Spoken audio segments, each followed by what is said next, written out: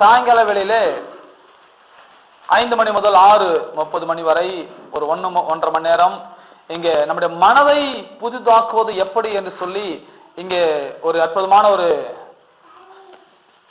வேத பாடம் நடந்து கொண்டிருக்கிறது.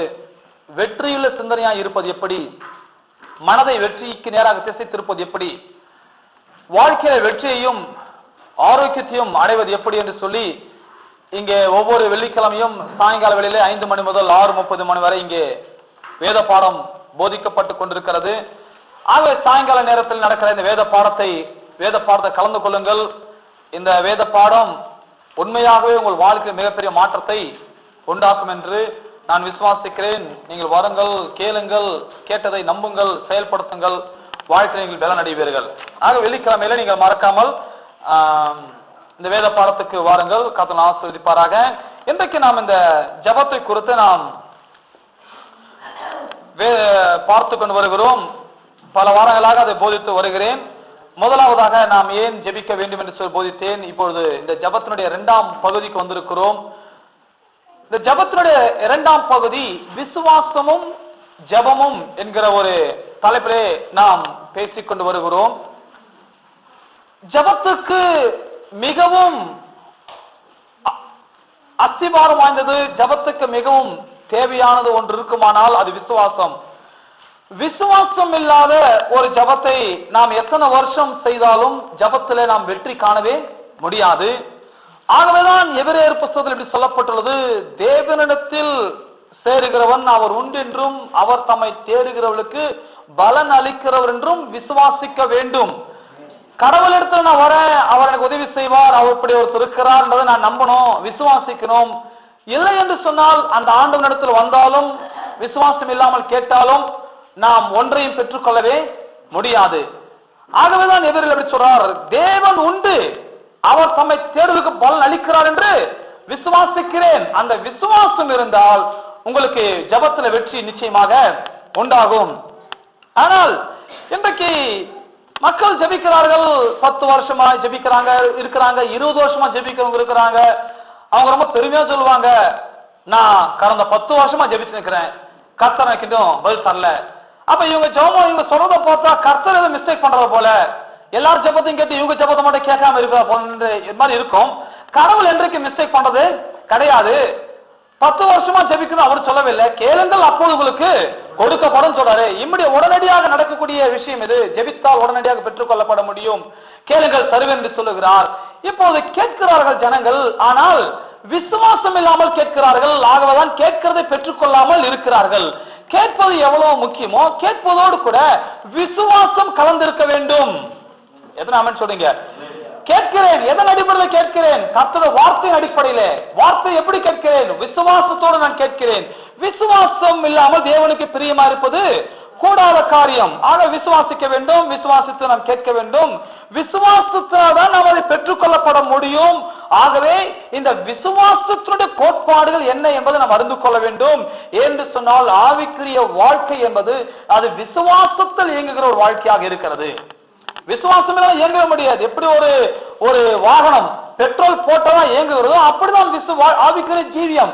ஆவிக்குரிய ஜீவியம் என்பது விசுவாசம் இருந்தால்தான் ஜீவியமே இயங்கும். விசுவாசம் இல்லைன்னா ஜீவம் இயங்க போவதே கிடையாது. அந்த விசுவாசம் எப்படி வரும்? தேவனுடைய வார்த்தையை கேட்பதனால் விசுவாசம் வரும். ஆதலால் தேவனுடைய வார்த்தையால் கேட்க கேட்க நமக்கு விசுவாசம் வரும். ரோமர்ல படிக்கிறோம். ஆக விசுவாசம் கேட்பதனால் வரும். கேட்பது தேவனுடைய வசனத்தினால் வரும். கேட்க வேண்டும், விசுவாச வார்த்தையை கேட்க வேண்டும், போதனை கேட்க வேண்டும், தொடர்ந்து கர்த்தருடைய வார்த்தை படிக்க வேண்டும். அப்போதான் நமக்குள்ள விசுவாசம் வரும். அருமையிலே இந்த ஜெபத்திற்கு மிக முக்கியமான ஒரு பகுதி எது என்று சொன்னால் விசுவாசம். ஆகவே ஜெபத்தில் 100% நாம் பதிலை பெற வேண்டும் என்பதுதான் தேவனுடைய பிரதானமான நோக்கமா இருக்கிறது. நாம் பதிலை பெறுவதனால் தேவன் மகிமைப்படுகிறார். நாம் கேட்கிறோம், கேட்பதனால் பதில் நமக்கு கிடைக்கிறது. பதில் கிடைப்பதனால் தேவன் என்ன செய்கிறாராம்? மகிமைப்படுகிறார். தேவன் மகிமைப்பட கேட்டு கேட்டு ஒன்னும் ஆகல, ஒன்னும் செய்யல, ஒன்னும் கொடுக்கல கர்த்தர் அப்படின்னு சொன்னா இதனால் தேவனுக்கு மகிமை கிடையாது, கேட்கிற நமக்கு ஒரு பிரயோஜனமும் கிடையாது. இதனால இன்னொரு மிஸ்டேக் ஒன்று நடக்கும். கடவுளை நம்பி வரணுன்றவங்க கூட நம்ம கேட்கறத போதா வரக்கூட மாட்டான். இத்தனை வருஷமா ஜெபம் பண்ண உனக்கே தரல, எனக்கு எங்க இருந்து கொடுக்க போறாரு அப்படின்னு சொல்லி இந்த நம்பி வரணுன்றவங்க கூட நாம காத்திருக்கிறத பார்த்தா, நாம கேட்கறத பார்த்தா அவங்க கூட கடவுளை நம்புவதுக்கு யோசனை பண்ண ஆரம்பிப்பான். என்னப்பா அந்த ஆண்டம் அவங்களுக்கே செய்யல, 20 வருஷம் அவங்க கேட்டு தான் இருக்கிறாங்க, நாம நேற்று வந்தோம், நாம கேட்டு என்ன ஆயிட போகுது, நமக்கும் அதே லிஸ்டா போல, நாமும் சீனியர் போவோம் போல, அவருக்கு கரையும் நமக்கு கரையும் அப்படி நினைப்பாங்க. கிடையாது, அப்படிதான் தேவன் யாருக்கும் அப்படி காத்திருக்க வைப்பது கிடையாது. விசுவாசத்தோடு கூட நாம் எப்பொழுது எதை கேட்டாலும் அதை நாம் பெற்றுக்கொள்ளப்பட முடியும். ஆகவேதான் ஜபத்துக்கு விசுவாசம் ரொம்ப முக்கியம் என்று சொல்லி நாம் போதித்துக் கொண்டு வருகிறோம். ஆகவே பதிலை பெற்றுக்கொள்ளுகிற விதத்திலே நாம் ஜபம் எப்படி செய்யப்படுவது, இது மாதிரி சத்தியம் பாருங்க, எங்களுக்கு ஒரு காலம் தெரியாம இருந்தது. பிற்காலத்துல இந்த மாதிரி சத்தியம் கேட்ட பிறகு தெரிஞ்சு இப்படிதான் ஜெபம் பண்ண போல தெரிய ஆரம்பித்துக் கொண்டேன். ஆனா தெரிஞ்ச பிறகு மாற்றிக்கொள்ள வேண்டும். மாற்றவில்லைன்னு சொன்னால் நமக்கு சீக்கிரமாக நமக்கு வெற்றியோ பதில் நமக்கு உண்டாக போறது கிடையாது. பதிலை பெற்றுக்கொள்ளுகிற விதத்திலே நாம் எப்படி ஜெபம் பண்ணுவது, எப்படி ஜெபம் பண்ணுவது, அதுதான் இயேசு கற்றுக் கொடுக்கிறார். மார்க் எழுதின சுவிசேஷ புத்தகத்திலே 11ஆம் அதிகாரத்தின் 22க்கு முன்னால நாம இப்படி படிக்கலாம். மார்க் 11 எடுத்துக்கொள்ளுங்க, நானே வாசிக்கிறேன். நான் வாசிக்க கவனிப்போம். மார்க் 11 படிக்க பாருங்க. அப்பொழுது இயேசு எருசலேமுக்கு வந்து தேவாலயத்தில் பிரவேசித்து எல்லாவற்றையும் சுற்றி பார்த்து சாயங்காலமான போது 12 கூட பெத்தானியாவுக்கு போனார். மார்க் 11 முதல் 14 வரைக்கும் வாசிக்கிறேன். 12 மறுநாளில் அவர்கள் பெத்தானியாவில் புறப்பட்டு வருகையில் அவருக்கு பசி உண்டாயிற்று. அப்போது இலைகளில் ஒரு அத்தி மரத்தை தூரத்தில் கண்டு அதில் ஏதாவது அகப்படுமோ என்று பார்க்க வந்தார். அத்திப்பழ காலமாய் இராதபடியால் அவர் அதனிடத்தில் வந்தபோது அதில் இலைகளை இல்லாமல் வேறொன்றையும் காணவில்லை. அப்பொழுது இயேசு அதை பார்த்து, இது முதல் ஒரு காலம் ஒருவனும் உன்னிடத்தில் கனியை புசியாதிருக்க கடவன் என்றார். அதை அவருடைய சீஷர்கள் கேட்டார்கள். இனி ஒருவனும் ஒரு காலம் கனியை புசியாதிருக்க கடவன் என்றார். அதை அவர் சீஷர்கள் கேட்டார்கள். மரத்துக்கிட்ட போய் பேசுகிறார். பேசுகிறதை சீஷர்கள் கேட்கிறார்கள். பேசுறது வேற யாராச்சும் பேசினா பரவாயில்ல, பேசுறது இயேசு பேசுறார். ஞானம் நிறைந்தவர் பேசுகிறார், வல்லமை படைத்தவர் பேசுகிறார். மனுஷ சாயலாக தேவனா இருந்த ஒரு மனுஷ சாயலாக பூமிக்கு வந்தவர் ஒரு மரத்துக்கிட்ட போய் பேசுறாரு. மரத்துக்கிட்ட பேச நாம என்ன நினைப்போம் பாருங்க, ஒரு ஆள் டெய்லி போய் ஒரு சவரை பார்த்து பேச என்ன நினைப்போம், அவனுக்கு எதாவது ஆயிடுச்சு போல நினைப்போம். டெய்லி போய் காலையில போய் மரத்துக்கிட்ட போய் நின்று பேசுறது என்ன நினைப்போம், நல்லா இருந்தா ஆளு பாவம் என்னமோ ஆயிடுச்சு, போய் மரத்துக்கிட்ட போய் பேசுகிறார் அவர் நினைக்கிறோம். இப்படிதான் நாம் நினைக்கிறோம். ஆனால் பேசுவதனால் என்ன நடக்கும் என்பதை இயேசுங்க நமக்கு காண்பிக்கிறார். பேசுவதா என்ன ஆயிட போகுதுன்னு சில பேர் சொல்றாங்களே, பேசுவதனால் மரத்தினுடைய வேரை கூட அற்று போக பண்ணப்பட முடியும் என்பதுதான் இந்த ஒரு உதாரணத்தை அவர் காண்பிக்கிறார். என்ன சொல்றாரு, இனி ஒருவனும் ஒரு காலம் கனியை புசியாதிருக்க கடவன். கவர் வாங்கிக்கோங்க, ரெக்கார்ட் பண்ணிட்டே இருக்கோம். இனி ஒருவனும் ஒரு காலம் கனியை புசியாதிருக்க கடவன். அவர் சொல்றாரு கனியை புசிக்க முடியாது. அவர் திட்டவட்டமா சொல்றாரு, இனி ஒருவனும் ஒரு காலம் கனியை புசியாதிருக்க கடவன். இதை அவருடைய சீஷர்கள் கேட்டார்கள்.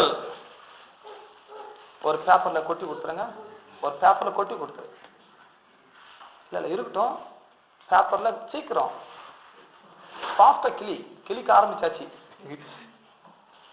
ஏன்னா இந்த ரெக்கார்ட் பண்றீங்க, இந்த சலசலம் சவுண்டு இதெல்லாம் வந்து டிஸ்டர்பன்ஸ் ஆகும். அதுக்காக நீங்க தப்பா நினைக்க வேணாம். கவரை தூக்கி தூர போடப்பா. யாரும் கவரோட உள்ள வராதிங்க, பொட்டத்தோட வாங்க, அதான் சவுண்டு வராது. சரி ரைட், இப்ப சாப்பிட்டு இருக்கட்டும், நம்ம பாடத்தை கவனிப்போம்.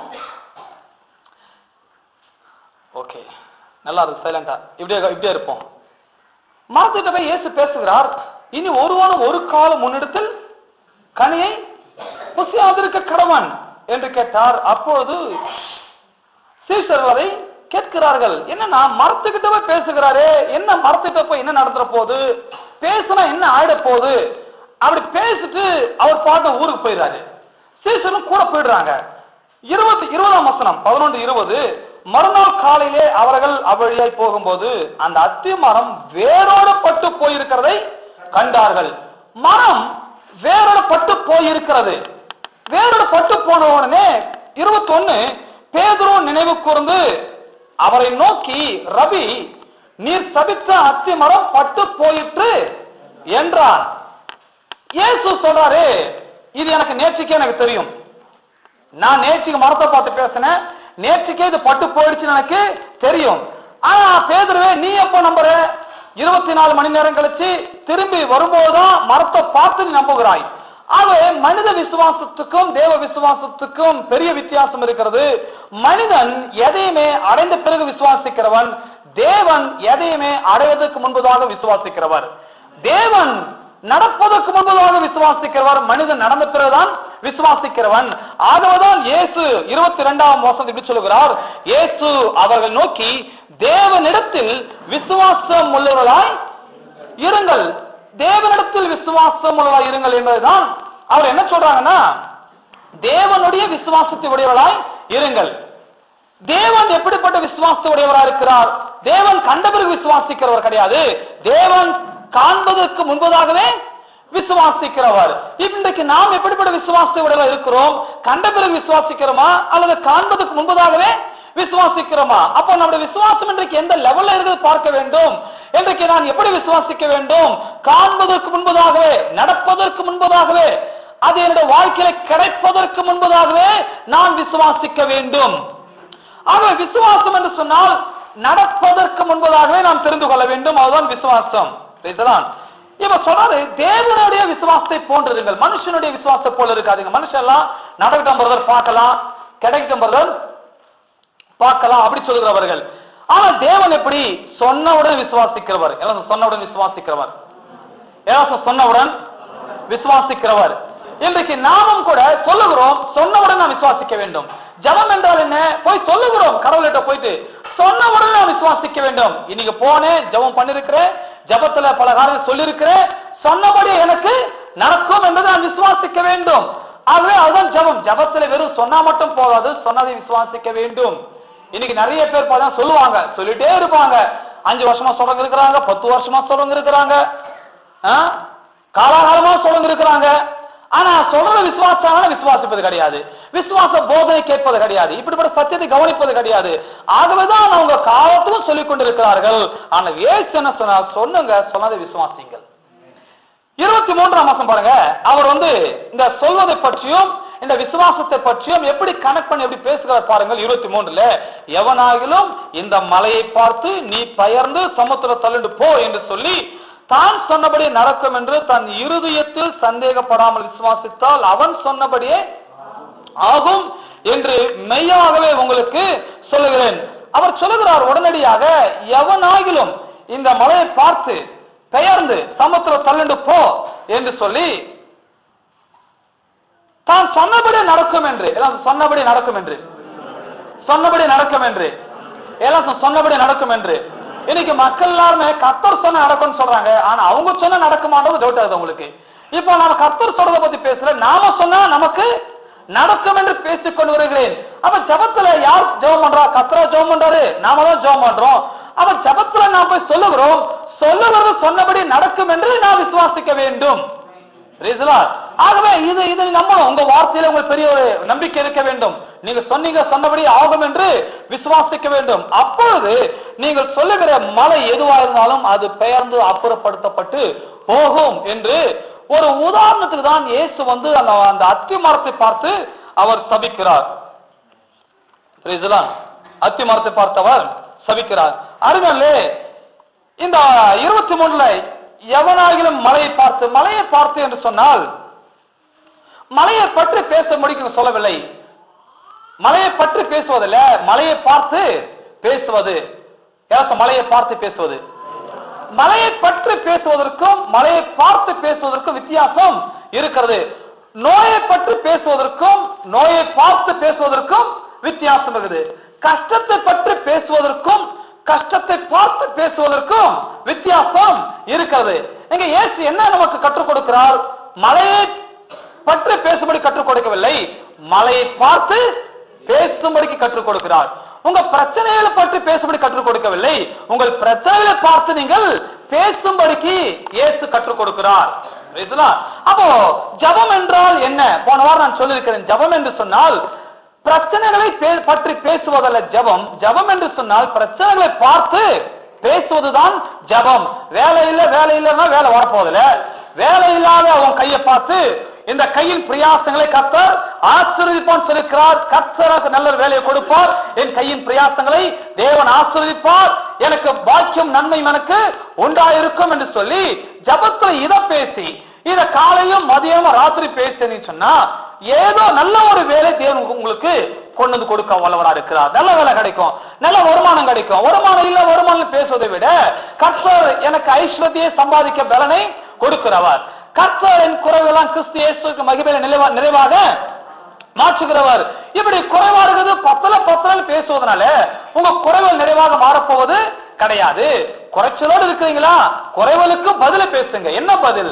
என் தேவன் தம்முடைய ஐஸ்வர்யத்தின்படி என்னுடைய குறைவுகள் எல்லாம் கிறிஸ்து இயேசுவின் மகிமையில நிறைவாக மாற்றுவார். பிலிப்பியர் 4:19 எடுத்து உங்க குறைவான பரிசை பார்த்து, உங்க குறைவான வாழ்க்கையை பார்த்து, உங்க குறைவான பிரச்சனைகளை பார்த்து இந்த வார்த்தைகளை இப்படி நீங்கள் சொல்லும் பொழுது இந்த நிறைவின் வார்த்தைகள் உங்கள் குறைவை தாக்கி குறைவான உங்கள் வாழ்க்கை நிறைவாக மாற ஆரம்பித்து விடும். மக்கள் என்ன செய்கிறார்கள்? குறைகளே பேசிக் கொண்டிருப்பார்கள். குறைகளை சொல்றது ரெடியா இருப்பாங்க. பத்தல போதார், எவ்வளவு வந்தாலும் குடும்பத்துக்கு பத்த மாட்டேன், இதுக்கு பத்தல அதுக்கு பத்தல, வாழ்க்கையில குறைவு, வாழ்க்கையில போதாத நிலைமை, இதையே சொல்லுவதனால அவங்க வாழ்க்கையில ஒரு நிறைவை சந்திக்க முடிவதில்லை. வாழ்நாள் குறைச்சலோடு காணப்படுகிறார்கள். நிறைவை நீங்கள் அடைய வேண்டுமா? மலைகள் பெயர்ந்து போக வேண்டுமா? அப்போ மலைகளை பற்றி பிரச்சனை பற்றி பேசுவதை நிறுத்திவிட்டு அதற்கு என்ன பதிலை தேவன் வைத்திருக்கிறார், பதிலை எடுத்து வாயை திறந்து பேசுங்கள். இந்த மலையை பார்த்து என்று சொல்லும் போது எருசலேமிலே ஒரு காரியம் இருக்குது. எருசலேம் நகரத்தை சுற்றிலும் மலைகள் சூழப்பட்டிருக்குமா. எங்க பார்த்தாலும் மலைகள் நிரம்பி இருக்கும். நீங்க அந்த பட்டணத்துக்கு உள்ள போட்டினாலே எப்படி இருக்கும் சொன்னா, எதிரி நாட்டவர் உள்ள வந்து தாக்க கூடாத அளவுக்கு அந்த பட்டணத்தையே மலைகளுக்குள்ளதான் வச்சிருப்பாங்க. அதான் ஒரு இடத்துல சங்கீதம் வாசிப்போம், எருசலேம் நகரம் மலைகளால் சூழப்பட்டு இருக்குமா. சோ எருசலேம் நகரம் வந்து சுற்றிலும் மலைகளால் நிரம்பி சூழப்பட்டிருக்கும். அந்த மலைகளின் நடுவில் பட்டணம் இருக்குமா. சோ ஏசு உடனே பாருங்க இந்த மலையை காமிக்கிறாரு. பார், மலையை பார், எப்படி இந்த நகரம் மலையால் சூழப்பட்டிருக்குதோ அப்படியே உன் வாழ்க்கையில பிரச்சனை சூழப்பட்டிருக்கலாம், போராட்டங்கள் சூழப்பட்டிருக்கலாம், வறுமையால் சூழப்பட்டிருந்திருக்கலாம். பிரச்சனைகள் சூழப்பட்டு கொண்டிருக்கும் பொழுது நீங்கள் பிரச்சனைகளை பேசக்கூடாது. இந்த பிரச்சனை சூழப்பட்டிருக்கும் போது இயேசுவின் நாமத்தினாலே இந்த மலைகளை பெயர்ந்து சமுத்திரத்திலே தள்ளுண்டு போ என்று நான் கட்டளையிடுகிறேன். வியாதிகள் சூழப்பட்டிருக்கிறீங்களா? வியாதிகளையே பேசாதீங்க. வியாதிகளுக்கு பதிலாக கர்த்தருடைய வார்த்தை எடுத்து பேசுங்கள். அவரே என்னுடைய பரிகாரியாகிய கர்த்தர், அவர் தழும்புகளால் நான் சுகமாகிறேன், அவர் வார்த்தையினுடைய சரி சுகம் உண்டாகட்டும், அது இன்றைக்கே உண்டா கடவுதுன்னு சொல்லி காலையும் மதியனமும் ராத்திரியும் டெய்லி பேசுறீங்க. நீங்க பேசிருப்பீங்க, அடுத்து வந்து கேட்பா என்ன பிரதர் ஆச்சு, பேசுறீங்க, என்ன நடந்துச்சா? ஒண்ணு நடக்கிற பிரதர் அப்படி சொல்லக்கூடாது. நீங்க சொல்லணும், அவர் தழும்புகளா நான் சுகமானு சொல்லி இருக்கிறார், அவர் வார்த்தையின்படி எனக்கு ஆகும், அவர் வார்த்தை ஒண்ணு ரிட்டன் போக போறதே கிடையாது. இப்படி நீங்கள் சொல்லிக் கொண்டே இருக்க வேண்டும். பதில் கிடைக்கிற வரைக்கும் இப்படி பேசிக்கொண்டே இருக்கிற வேளையிலே நீங்கள் சுகமா பலவீனமுள்ள உங்கள் சரீரம் பலமுள்ள சரீரமாக மாறிவிடும். ஆகவே இன்றைக்கு உங்கள் பிரச்சனைகளை பார்த்து பேசாமல் மலைகளை பார்த்து பேசுவது போல பிரச்சனை பார்த்து பேசுங்கள் என்று அவர் சொல்லிக் கொடுக்கிறார். இங்க பாருங்க, இந்த பாத்தீங்கன்னா விசுவாசம் என்பது ஒரு முறை தான் வருகிறது. இங்க பாத்தீங்கன்னா சொல்லி சமுத்திரத்தை தள்ளுண்டு போ என்று சொல்லி தான் சொன்னபடியே நடக்கும் என்று தன் இரு சந்தேகப்படாம விசுவாசத்தால் அவன் சொன்னபடியே ஆகும். சொல்லி சொன்னபடியே இந்த 3 முறை அங்க விசுவாசம் சொல்லப்படுது, சொல்வதை பற்றி சொல்லப்படுது. அப்ப சொல்லுவது என்பது ரொம்ப முக்கியமான ஒரு பகுதி. எதனால சொல்றீங்க? சொல்ல வேண்டும். என் பிரச்சனை ஆண்டவன் தெரியும், ஆண்டவன் செய்வாரு கிடையாது. உன் பிரச்சனை ஆண்டவன் நல்லா தெரியும், நீங்க சொல்லணும். நீங்க சொல்லாம ஒன்னும் ஆகவே ஆகாது. நீங்க சொல்ல வேண்டும். வாயை திறந்து கையின் பிரயாசங்களை நஷ்டத்தில் இருக்கும் போது எது செஞ்சாலும் வாய்க்க மாட்டேங்குது, எது பண்ணாலும் எனக்கு பத்த மாட்டேங்குது, எது பண்ணாலும் எனக்கு பிரச்சனையாக இருக்குது, இப்படி பேசுன்னா இருக்கிறது போயிட்டே தான் இருக்கும். நஷ்டம் வரும்போது, கஷ்டம் வரும்போது, பற்றாத குறைகள் இருக்கும்போது நீங்கள் வேற மாதிரி வித்தியாசமான வார்த்தையில் எடுத்து பேச வேண்டும்.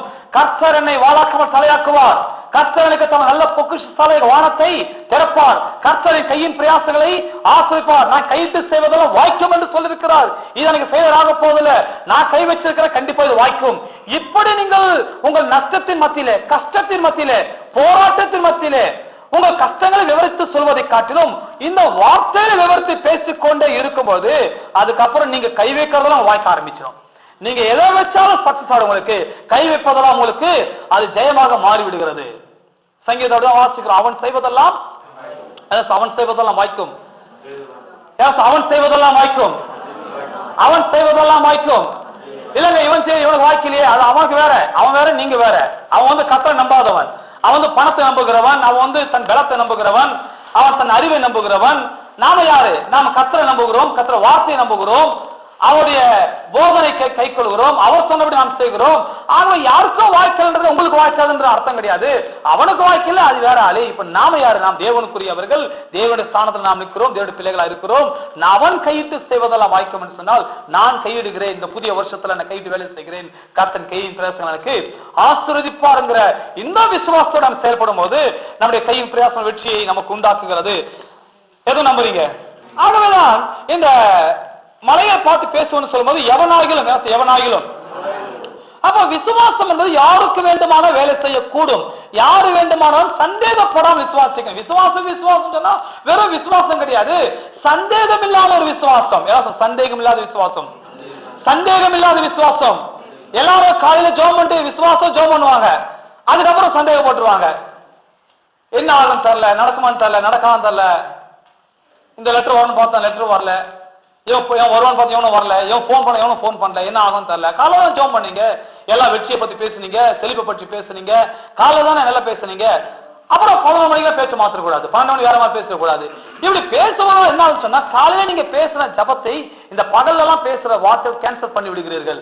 ஆகவே காலையில என்ன பேசுறீங்களோ மதியம் அதே பேசிக்கொண்டே இருங்கள், அதுல வாக்குல நிறுத்திக் கொண்டிருங்கள். சந்தேகம் இல்லாமல் விசுவாசம் மூத்துடுங்கள், யாராவது சந்தேகப்படாமல் வார்த்தையில சந்தேகப்படாதீங்க, நீங்க பேசுற சந்தேகப்படாதீங்க. சந்தேகம் இல்லாமல் விசுவாசத்தால் நீங்கள் சொன்னபடியே உங்களுக்கு அது ஆகும் என்று அவர் சொல்லிட்டு உடனே என்ன பண்றாருன்னா 24ஆம் வசனத்துல இப்படி பேசுகிறார். ஆதலால் நீங்கள் ஜெபம் பண்ணும் போது, இந்த விசுவாசத்தை பற்றி ஏசங்க மேல போதிச்சுட்டு 24 சொல்றாரு, இதை ஜபத்தோடு இணைத்து விடுகிறார். நீங்கள் ஜெபம் பண்ணும்போது, ஜபம் என்ன நினைக்கிறாங்க? இன்னைக்கு ஜபம்னா மன்றாட்டின் ஜபம் சொல்றாங்க. ஜபம் சொன்னா உபவாச ஜபம், ஜபம் சொன்னா முழங்கால் யுத்தம், முழங்கால் ஜபம், இதெல்லாம் சொல்ற. இன்னைக்கு மக்கள் மத்தியில முழங்கால், கண்ணீர், மன்றாட்டு இதான் ஹைலைட் பண்றாங்க. ஆனா ஜபத்துக்கு எது முக்கியம்? முழங்காலா, கண்ணீரா, மன்றாட்டா? ஜபத்துக்கு எது முக்கியம் என்று சொன்னால் விசுவாசம் தான் ரொம்ப முக்கியமா இருக்கிறது. விசுவாசமே இல்லாம நீ என்னதான் முட்டிய போட்டு என்னதான் கண்ணீரை வடிச்சாலும் உங்க ஜபத்துக்கு பதில் வரப்போவது கிடையாது. எத்தனை சொல்றீங்க? அப்போ ஜபத்துக்கு பதில் உண்டாக வேண்டும் என்று சொன்னால் நீங்க முழங்கால் படிடலாம், கண்ணீர் வடிக்கூடாது. நான் சொல்ல போனா முழங்கால் படிடலாம், ஆனா விசுவாசம் இல்லாத முழங்கால் இருக்குமானால் அந்த ஜபத்துக்கு பதில் உண்டாக போவது கிடையாது. ஆகவே அறிவை நல்லா கவனிக்க வேண்டும். 24 ஆதலால் நீங்கள் ஜபம் பண்ணும் போது எவைகளை கேட்டுக் கொள்வீர்களோ அவைகளை பெற்றுக் கொள்வோம் என்று விசுவாசிங்கள், அப்பொழுது அவைகள் உங்களுக்கு உண்டாகும். எப்படி ஜபத்தில வார்த்தைகளை உபயோகப்படுத்துவது, அதை பத்தி நீ பேச போறேன். ஜபத்தில வார்த்தைகளை எப்படி உபயோகப்படுத்துவது? ஜபம் என்றால் என்ன? உங்கள் வாழ்க்கையின் மலைகளை பார்த்து இயேசு கிறிஸ்துவ நாமத்தால் பெயர்ந்து சமுத்திரம் தள்ளிண்டு போ என்று சொல்வதுதான் ஜபம். எழுதிக் கொள்ளுங்கள். ஜபம் என்று சொன்னால் உங்கள் வாழ்க்கையில் இருக்கிற மலைகளை பார்த்து, மலைகள் பிரச்சனைகளை பார்த்து, நோய்களை பார்த்து, வறுமைகளை பார்த்து, இல்லாமையை பார்த்து, குழப்பங்களை பார்த்து, சூழ்நிலையில் மோசமா இருக்கிறதை பார்த்து, அதை பார்த்து நாம் பேச வேண்டும். பேசினால் அவர்கள் பெயர்ந்து சமுத்திரத்தில் தள்ளுண்டு போகும். எதை நம்புறீங்க? போகுமா போகாதா? அப்படி நினைக்க கூடாது, கண்டிப்பா போகும். அவன் மலைகளை பற்றி பேசுவதில்லை, மலைகளை பார்த்து பேசுவது. உங்கள் பிரச்சனைகளை பற்றி பேசுவதில்லை, உங்கள் பிரச்சனைகளை பார்த்து பேசுவது. ஜபம் என்பதை குறித்து இப்ப அப்படியே சொல்லிக் 23ஆம் வசனத்தை பார்த்தோம். இப்போது 23ஆம் வசனத்துக்கும் 24ஆம் வசனத்துக்கும் உள்ள வித்தியாசத்தை காணப்போகிறோம். மார்க் 11 23க்கும் 24க்கும் உள்ள வித்தியாசத்தை பார்க்க போகிறோம். 23 என்ன சொல்லுது? இந்த மலையை பார்த்து பேச வேண்டும் என்று சொல்லப்படுது.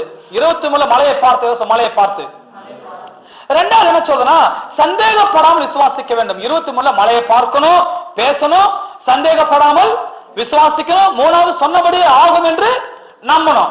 3 பகுதி மார்க் 11:23 3 பகுதி பார்க்கிறோம். 1, மலையை பார்த்து பேசணும். பேசணும். பேச ஆரம்பிச்சீங்களா? இந்த ஜபம், இந்த சத்தியத்தை நாங்க டீச் பண்ண ஆரம்பிச்சோன்னு எத்தனை பேசுறீங்க வீட்டுல போயிட்டு? பிரச்சனை பேசுனா பிரச்சனை பார்த்து பேசுறீங்களா? பிரச்சனை பார்த்து பேசுகிறீர்களா? ஒரு புது வருஷம் விசிட்டிங் வரும்போது அதுல பார்த்து இதுல போய் பிரச்சனை பேசக்கூடாது. பிரச்சனை பார்த்து பேச போன வருஷம் நீங்க சொன்ன வார்த்தையின்படியே எங்களுக்கு வெற்றி உண்டாகிவிடும் பேச வேண்டும்.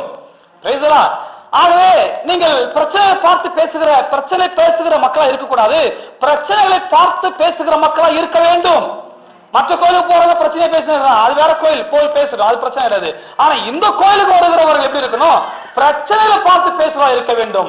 பெயர் சமூகத்துல சொல்லண்டு போன் சொல்லணும், வியாதியை அப்புறப்படுத்தணும், வறுமையை அப்புறப்படுத்தணும், இல்லாமை அப்புறப்படுத்தணும், தோல்விகளை அப்புறப்படுத்தணும், வைக்கக்கூடாது, பேச வேண்டும். பேச ஆரம்பிச்சீங்களா இல்லையா? சரி, இப்ப பாருங்க 23 மலையை பார்த்து பேச வேண்டும். இரண்டாவது சந்தேகப்படாமல் விசுவாசிக்க வேண்டும். மூணாவது சொன்னபடியே ஆகும். இப்படி சொல்லிட்டு 24 என்ன சொல்ல பாருங்க, நீங்கள் ஜெபம் பண்ணும் போது எவைகளை கேட்டுக்கொள்வீர்களோ, இந்த கேட்டுக்கொள்ளுதான் மலையை பார்த்து பேசுவது. இந்த கேட்டுக்கொள்கிறதுன்னு சொல்றது இதுதான் மலையை பார்த்து பேசுவது. இரண்டாவது அவைகளை பெற்றுக்கொண்டோம் என்று விசுவாசிகள் 24 சொல்றது. 24 அவைகளை பெற்றுக்கொண்டோம் விசுவாசிகள் சொல்லப்படுவதால் இருதயத்தில் சந்தேகம் இல்லாமல் இருப்பது. 23 இருதயத்தில் சந்தேகப்படாமல், 23 இருதயத்தில் சந்தேகப்படாமல் இருக்கணும் எப்படி சொல்லப்பட்டுள்ளதோ அப்படியே 24 பெற்றுக்கொள்வோம் என்று விசுவாசிங்கள். இந்த பெற்றுக்கொள்வோம் என்று விசுவாசிப்பதுதான் இருதயத்தில் சந்தேகம் இல்லாமல் இருப்பது. மூன்றாவது அப்பொழுது அவைகள் உங்களுக்கு உண்டாகும். 24 அப்பொழுது அவைகள் உங்களுக்கு உண்டாகும். அதுதான் 23 அவன் சொன்னபடி அவனுக்கு ஆகும். அவன் 23 சொல்லப்பட்டது எப்படி? பார்த்து பேசணும், சந்தேகப்படாம விசுவாசிக்கணும், சொன்னபடியே அது நமக்கு ஆகும். 24 என்ன சொல்லப்படுது? நாம பிரச்சனைகளை பார்த்து பேசணும், இருதய சந்தேகங்களை விசுவாசிக்க வேண்டும், அப்பொழுது நாம் எவைகளை கேட்டுக்கொண்டோமோ அவைகளை நாம் பெற்றுக்கொள்வோம். ஆகவே ஜெபத்துவ சாராம்சம் இதுதான் இயேசு நமக்கு இங்கே போதிக்கிறார். வார்த்தைகளுக்கும் ஜெபத்துக்கும் பெரிய சம்பந்தம் இருக்குது. என்ன விதமான வார்த்தைகளை உபயோகப்படுத்துகிறோம் என்பது ரொம்ப முக்கியம். வார்த்தைகளுக்கும் ஜெபத்துக்கும் ரொம்ப பெரிய சம்பந்தம் இருக்குது. என்ன வகையான வார்த்தைகளை பேசுகிறோம்? ஜெபத்துல போய் என்ன பேசிக் கொண்டிருக்கிறோம்? ஆக நம்முடைய வார்த்தைகளை கொண்டுதான் ஜெபங்களுக்கு பதில் வருமா வராதா என்று நிர்ணயிக்கப்படுகிறது. ஆகவே பக்கத்துல உட்கார வச்சா வேடிக்கை பார்த்துக்கிறான். பசங்களை பார்த்துக்கோ, தம்பி பாபு இங்க உட்கார், நீங்க உட்காந்து பார்த்துக்கோ. உங்களை பக்கத்துல உட்கார வச்சா நீங்க வீடியோ பார்த்துக்கிறீங்க. சீக்கிரம் வந்து இங்க சவுண்ட் இல்லாம பார்த்துக்கோ. தம்பி சரி, நல்லா கவனிப்போம்.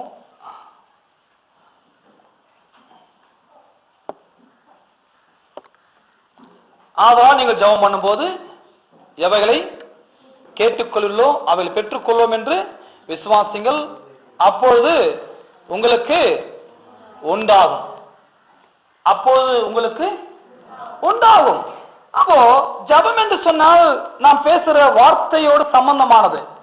ஏன்னா ஜெபத்துல போய் எதையோ பேசியிருந்தா நமக்கு பதில் வந்துடும் சொல்ல முடியாது. ஜெபத்துல போய் என்ன பேசுகிறோம், என்ன சொல்லுகிறோம், பிரச்சனையே சொல்லிட்டு வரோமா இல்ல பிரச்சனையை பார்த்து பேசிட்டு வருகிறோமா, அப்படி இருக்குது பாருங்க. ஆகவேதான் அந்த விசுவாசத்தை பற்றி நாம் இப்போது படித்துக் கொண்டு வருகிறோம். விசுவாசம் எப்படி நம்முடைய வாழ்க்கையிலே உபயோகப்படுத்துவது, விசுவாசத்தை எப்படி நம்முடைய விசுவாச வார்த்தைகளை எப்படி நம்முடைய வார்த்தையிலே உபயோகப்படுத்திக் கொள்வது, இதை கூட தான் நாம் போதித்து வருகிறோம். இதுக்கு போன வாரம் நான் சொன்ன உங்களுக்கு ஆபிரகாமை பற்றி நான் போன வாரம் காண்பித்த உங்களுக்கு 17ஆம் அதிகாரத்தை நீங்கள் திருப்பிக் கொண்டால் ஆதியாகமம் 17 ஆதியாகமம் 17ஆம் அதிகாரத்திலே நான் உன்னோடு பண்ணுகிற 4ஆம் வசனம் 17:4 நான் உன்னோடு பண்ணுகிற என் உடன்படிக்கை என்னவென்றால் நீ திரளான ஜாதிகளுக்கு தகப்பனாவாய், இனி உன் பேர் ஆபிராம் என்னப்படாமல் நான் உன்னை திரளான ஜாதிகளுக்கு தகப்பனாக ஏற்படுத்தினபடியால் உன் பேர் ஆபிரகாம் என்னப்படும். உன்னை மிகவும் அதிகமாய் பலுக பண்ணி உன்னிலே ஜாதிகளை உண்டாக்குவேன், உன்னிடத்தில் ராஜாக்கள் தோன்றுவார்கள். அப்போ இங்க ஆபிரகாம் பத்தி நான் போன வாரம் காண்பித்தவங்களுக்கு அவருடைய பெயர் வெறும் ஆபிராம். அந்த ஆபிராமை தேவன் ஆபிரகாமாய் மாற்றுகிறார். இதான் போன வாரம் சொன்னேன், ஏப்ரஹாம் அப்படி சொன்னேன். ஏப்ரஹாம் என்று சொன்னால் அதுல வெறும் ஒரே ஒரு எழுத்து தான் சேர்க்கப்படுவது, ஹெச் என்ற வார்த்தை தான் அங்கே சேர்க்கப்படுது. யாவே என்ற தேவனுடைய நாமத்திலிருந்து யெகோவா என்கிற நாமத்திலிருந்து அந்த ஹெச்சை மாத்திரம் எடுத்து இந்த ஆபிரகாமோட அந்த ஆபிராம் என்ற வார்த்தையோடு இணைக்கிறார். இந்த ஹெச் என்ற ஒரு வார்த்தை தான் அந்த ஆபிரகாம் என்ற ப்ரொனன்சியேஷனை மாறுகிறது, ஏப்ரஹாம் என்றாக மாறுகிறது. அந்த ஆங்கிலத்தில் ஏப்ரஹாம் என்று சொன்னால் நீ திரளான ஜாதிகளுக்கு தகப்பன், ஆபிரகாம் அப்படின்னு சொன்னால் திரளான ஜாதிகளுக்கு தகப்பன். யெகோவா அப்படி சொல்றமே, யெகோவா யாவே, இந்த யாவே என்று எழுத்து தான் அந்த ஒரு எழுத்து எச் என்று சொல்லி பார்த்தோம். இந்த ஆபிரகாமுக்கு தேவன் பிள்ளையை கொடுப்பது பெரிய விஷயமே கிடையாது. ஒரு பிள்ளையை கொடுத்திருந்திருக்கலாம், ஆனால் பிள்ளையை கொடுத்தா ஆபிரகாம் வாழ்க்கையோட முடிஞ்சு போயிருக்கும். ஆனால் தேவனுடைய விருப்பம் என்ன, தேவனுடைய சித்தம் என்ன? ஆபிரகாம் என்கிற ஒரு மனிதன் தேவனை விசுவாசிக்க வேண்டும். விசுவாசித்தால் ஒரு பிள்ளையும் இல்லாத ஒரு ஆளுக்கு இப்படி திரளான ஜாதிகள் எப்படி உண்டாடிச்சு, எப்படி பல ராஜாக்களுக்கு பல ராஜ்யங்களுக்கு எப்படி தகப்பனாக மாறுகிறான், எப்படி அவன் வாழ்க்கையிலே ஆசீர்வாதத்தை பெற்றுக் கொள்கிறான், எப்படி அந்த ஒரு மனிதன் மூலமாக அவனுக்கு பல நன்மைகள் நடக்கிறது என்பதை காண வேண்டும் என்பதற்காகவே தேவன் ஆபிரகாமுக்கு விசுவாசத்தை கற்பித்துக் கொடுக்கிறார். அவனுக்கு விசுவாசத்தை ஊட்டி கொடுக்கிறார். அப்போ விசுவாசத்தை எப்படி சொல்லிக் கொடுக்கிறார், எப்படி சொல்லிக் கொடுக்கிறார் பாருங்க. இனி உன் பேர் ஆபிரகாம் என்னப்படாமல் நான் உன்னை திரளான ஜாதிகள் தகப்பனாக ஏற்படுத்தினபடியால் உன் பேர் ஆபிரகாம் என்னப்படும். ஆபிரகாம் என்னப்படும். அப்போ இந்த ஆபிரகாம் என்று சொன்னால் நான் திரளான ஜாதிகளுக்கு தகப்பன், நான் திரளான ஜாதிகளுக்கு தகப்பன். அப்ப இவன் மூலமாக விசுவாசத்தை உள்ள அவனுக்கு வரணும். அதாவது அவனுக்கு ஏன் பேரை மாற்றணும்னு சொன்னா, பேரை மாற்றணும்ன்றது தேவனுக்கு பெரிய நோக்கமே கிடையாது, பேரை மாற்றணும் அவசியமும் கிடையாது. ஆனால் ஆபிரகாமுடைய காலத்துல இப்படி பைபிள் கிடையாது, அவனுக்கு வாக்கு தத்துவங்கள் கிடையாது, இப்படி பிரசங்கம் பண்ண கூட பிரசங்காரும் அவனுக்கு கிடையாது. இப்போ அவனை திரளான ஜாதிகளுக்கு அவனை தகப்பனாக ஏற்படுத்துவேன் என்று சொல்வதை அவன் விசுவாசிக்க வேண்டும், நாளுக்கு நாள் பேச வேண்டும், வாயை திறந்து சொல்ல வேண்டும். இப்போ அவனுக்கு என்ன ஒரு வழினா, பேரை மாத்தினா கண்டிப்பா இந்த பேரை ஒரு நாளைக்கு ஒரு 50 பேராச்சும் கூப்பிடுவாங்க, 50 பேராச்சும் கூப்பிடுவாங்க. போன்ல ஹலோ நவீன் இருக்குங்களா கேக்குறாங்க. அப்ப நவீன்னா அதுக்கு என்ன அர்த்தம் சரியானு தெரியாது. ஆனா ஆபிரகாம் இருக்காரான்னு கேட்டா இந்த சவுண்ட கண்டிப்பா கேட்பான். யாரோ தேடி வந்திருக்கிறாங்க, ஏப்ரஹாம் என்று சொன்ன திரளான ஜாதிகளுக்கு தகப்பன். ஒரு நாளைக்கு அவன் பெரிய முதலாளி பாருங்க, 100கணக்கான மக்கள் சம்பளம் கொடுக்குறவன். அப்ப 100கணக்கான மக்கள் ஆபிரகாம் பேரை சொல்லிட்டு தான் இருப்பாங்க. வெளியே போறான் வரான், அவன் பேரை சொல்லாத ஆளே இருக்க மாட்டாங்க. எல்லாருமே ஏப்ரஹாம் ஏப்ரஹாம் கூப்பிடுறாங்க. இந்த பேரை கூப்பிட கூப்பிட கூப்பிட அவன் காதல விழ விழ விழ அவனுக்கு ஒரு விசுவாசம் உள்ள வருது, நான் ஜாதிகளுக்கு தகப்பன், நான் ஜாதிகளுக்கு தகப்பன். இவன் 99 வயதான ஆளு, அவன் மனைவி வயதான ஒரு தாய், வயசான ஒரு அம்மா. வீட்டுல காலையில் எழுந்திரிச்சோன்னே என்ன பேசுவாங்க நீங்க, நான் திரளான ஜாதிகளுக்கு தகப்பன். சாரா நீ கூட திரளான ஜாதிகளுக்கு தாய். கர்த்தர் சொன்னார் வந்துட்டியா? டெய்லி காலையில ஆபிரகாம் சாரா பார்க்கும்போது இப்படிதான் பேசிக் கொண்டு இருப்பார்கள். இதை பேச பேச பேச இதை அவங்க சொல்ல சொல்ல சொல்ல சொல்ல இந்த 99 வயசான ஒரு தாத்தாவுக்கும் 90 வயதான ஒரு பாட்டியம்மாவுக்கும் குழந்தை உண்டாக ஆரம்பித்து விட்டது. குழந்தை எப்படி கிடைச்சதுன்னா விசுவாசம் வந்துச்சு. முதல்ல விசுவாசம் யாரு கொடுத்தார்? கர்த்தருடைய வார்த்தையிலிருந்து வந்தது. வார்த்தை எப்படி வந்தது? இனி உன் பேர் ஆபிரகாம் என்னப்படாமல் ஆபிரகாம் என்னப்படும். இதோ வார்த்தை அவனுக்கு கிடைச்ச வார்த்தை. பெரிய அவனுக்கு 2வது அதிகாரத்தை எப்படி இருக்குது, 3ஆம் அதிகாரத்தை எப்படி சொல்லி அன்னைக்கு சொல்றதுக்கு அதிகாரமே கிடையாது, பைபிளும் கிடையாது. ஆனா ஒரே ஒரு நம்புவதற்கு அவன் எண்ணி பார்ப்பதற்கு ஒரே ஒரு வார்த்தை, உன் பேர் ஆபிரகாம், அது ஆபிரகாம் அப்படின்ற வார்த்தை வந்துச்சு. அன்று முதல் ஆபிரகாம் கர்த்தரை விசுவாசிக்க ஆரம்பித்தான். நான் திரளான ஜாதிகளுக்கு தகப்பன். அவன் போகும்போது வரும்போது எங்கேயாச்சும் போறவன் கூட ஆபிரகாம் அந்த சத்தம் காதல் வந்தோட உள்ள ஒரு வார்த்தை வரும், நான் ஜாதிகளுக்கு தகப்பன். இப்படி கூப்பிடுறாங்க, ஆபிரகாம் ஆபிரகாம் கூப்பிடு கூப்பிடு. என் உள்ளத்துல நான் தகப்பன், நான் தகப்பன். ஒரு புள்ள கிடையாது, ஒரு புள்ளைக்கு அப்பா கிடையாது, ஆனா ஜாதிகளுக்கு தகப்பன். ஒரு ஜாதி இல்ல, திரளான ஜாதிகளுக்கு. திரளான ஜாதிகளுக்கு எண்ணிக்கை கடங்காத ஜாதிகளுக்கு, வெறும் அவன் கோத்திரத்துக்கு மட்டும் அவன் தகப்பன் கிடையாது. இந்த பூமியில பிறக்கிற உற்பத்தியாகிற எல்லா ஜாதிகளுக்கும், இனிமே பிறக்கிற எல்லா ஜாதிகளுக்கும் ஆபிரகாம் தான் தகப்பனா இருக்கிறான். ஆபிரகாம் தகப்பன். அப்போ கர்த்தர் சொன்னாரே, நான் உன்னை திரளான ஜாதிகளுக்கு உன்னை தகப்பனாக்குவேன். அந்த சொன்ன வார்த்தைய அந்த மார்க் 11:22 நீங்க கனெக்ட் பண்ணி சொன்னா, அங்கேயும் சந்தேகம் இல்லாம விசுவாசம் பற்றி சொல்லுகிறார், இங்கேயும் சந்தேகம் இல்லாத விசுவாசம் காண்கிறோம். சந்தேகம் இல்லாத விசுவாசம் 99 வயசான தாத்தாவுக்குள்ள, 90 வயதான ஒரு பாட்டியம்மாவுக்குள்ள சந்தேகம் இல்லாத விசுவாசம், நான் திரளான ஜாதிகளுக்கு தகப்பனாவேன், நான் திரளான ஜாதிகளுக்கு தகப்பனாவேன். எத்தனை ஆமென் சொல்றீங்க? அப்போ சந்தேகப்படக்கூடாது. அப்ப விசுவாசம் இந்த மலைகளுக்கு முன்பதாக, இந்த விசுவாசத்துக்கு முன்பதாக மலைகள் எவ்வளவேனும் நிற்க போவது கிடையாது. விசுவாசத்துக்கு முன்பாக மலைகள் தவிடுபொடியாகிவிடும். எத்தனை ஆமென் சொல்றீங்க? வாழ்க்கையில மலைகள் இருக்குது பிரச்சனை கிடையாது, வாழ்க்கையில வியாதிகள் இருக்குதா பிரச்சனை கிடையாது, வாழ்க்கையில போராட்டம் இருக்குதா, வறுமை இருக்குதா, தரித்திரம் இருக்குதா, அது பெரிய பிரச்சனையே கிடையாது. உள்ளத்துல விசுவாசம் இருக்குதா, அதான் பிரச்சனை. விசுவாசம் ஒன்று இருந்தால் போதும், எப்பேற்பட்ட மலையுள்ள பிரச்சனைகளை கூட நீங்கள் சந்தேகம் இல்லாத விசுவாச வார்த்தைகளை பேசி அவர்களை நீங்கள் தவிடு பொடி ஆக்கி விடலாம். இன்னைக்கு மக்களோட பிரச்சனை என்ன? எங்களுக்கு அது இல்லை, இது இல்லை, எங்களுக்கு சுகம் இல்லை, எங்களுக்கு பணம் இல்லை, எங்களுக்கு வீடு இல்லை, எங்களுக்கு வாசல் இல்லை, எங்களுக்கு வேலை இல்லை, எங்களுக்கு அது இல்லை. நான் சொல்றேன், எது இல்லையோ அது பிரச்சனையே கிடையாது. அதை சொல்லி சொல்லி பெருசாகிடாதீங்க. உங்களுக்குள்ள விசுவாசம் இருக்குதா, இல்லாதவர்களும் இருக்கிறது போல மாறிவிடும். அந்த விசுவாசம் வரணும். விசுவாசம் இருந்தா இல்லாதது உங்களுக்கு வந்து கிடைக்கும். மக்கள் பாருங்க, அரிசி இல்ல, பருப்பு இல்ல, அது இல்லைன்னா அது கவலைப்படுவாங்க. ஆனா உள்ளப்புற விசுவாசம் இல்லையே, எனக்கு ஏன் விசுவாசம் இருக்க மாட்டேங்குது, நான் ஏன் நம்ப மாட்டேன் கர்த்தரை, நான் ஏன் சந்தேகப்படுறேன், எனக்கு ஏன் அந்த பயம் வருது, நான் ஏன் கர்த்தரை வந்து விசுவாசிக்க முடியாம போய்விடுன்னு சொல்லி எந்த ஒரு விசுவாசம் அப்படி தனிப்பட்ட ஒரு விதத்துல உட்காந்து யோசிப்பதே கிடையாது. தனிப்பட்ட விதத்துல உட்காந்து யோசிச்சான்னா, பணம் இல்ல, அது இல்ல, இது இல்ல, பிரச்சனை எப்படியாச்சு, பிரச்சனை அப்படியாச்சு, இதுதான் பேசுறான் தவிர என் உள்ளத்துல ஏதோ இல்ல, என் உள்ளத்துல விசுவாசம் இல்ல, என் உள்ளத்துல பயம், என் உள்ளத்துல சந்தேகம், என் உள்ளத்துல ஒரு சரியான அபிப்பிராயம் கிடையாது. ஏன் நான் இப்படி இருக்கிறேன், நான் இப்படி இருந்து இருக்கக்கூடாது, இப்படி இருந்தா மலையை அப்புறப்படுத்த முடியாது, இப்படி இருந்தா நோயை துரத்த முடியாது, இப்படி இருந்தா மலைகளை அப்புறம் சமூகத்தை தள்ள முடியாது, இப்படி இருந்தா என்னோட வறுமையை நான் லாபமா மாற்ற முடியாது என்று சொல்லி எந்த ஒரு விசுவாசியும் அப்படி தனிப்பட்ட விதத்துல உட்கார்ந்து தன் இருதயத்தின் நிலைமை அறிந்து ஆராய்ந்து கொள்வதே கிடையாது. அது அறியாததுனாலதான் அவங்க வாழ்க்கை மலைகள் அப்படி இருக்கிறது. அதை அறிந்து கொண்டால் மலைகள் இருக்க போவது கிடையாது. எதனால சொல்றீங்க? அதை அறிந்தால், விசுவாசத்தை புரிந்தால், இதுதான் விசுவாசமா? ஓ, விசுவாசம் வந்துச்சுன்னா மலை கூட அப்புறப்படுத்தப்பட முடியுமா?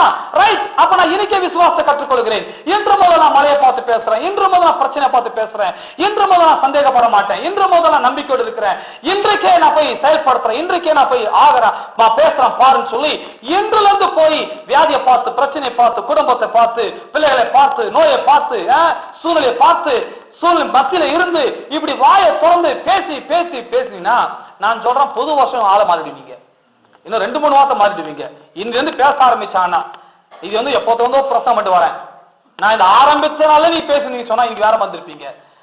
பரவாயில்ல, போனதை கூத்து கவலைப்படாதீங்க, கவலையை வச்சுக்குவானா.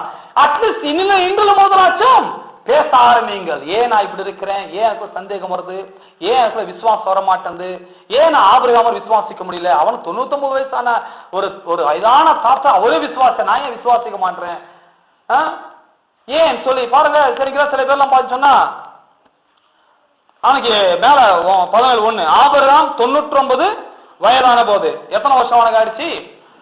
99 வயசு வரைக்கும் குழந்தை கிடையாது. 99 வரைக்கும் குழந்தைன்னா இனிமே குழந்தை உண்டாகுமா? உண்டாகாது.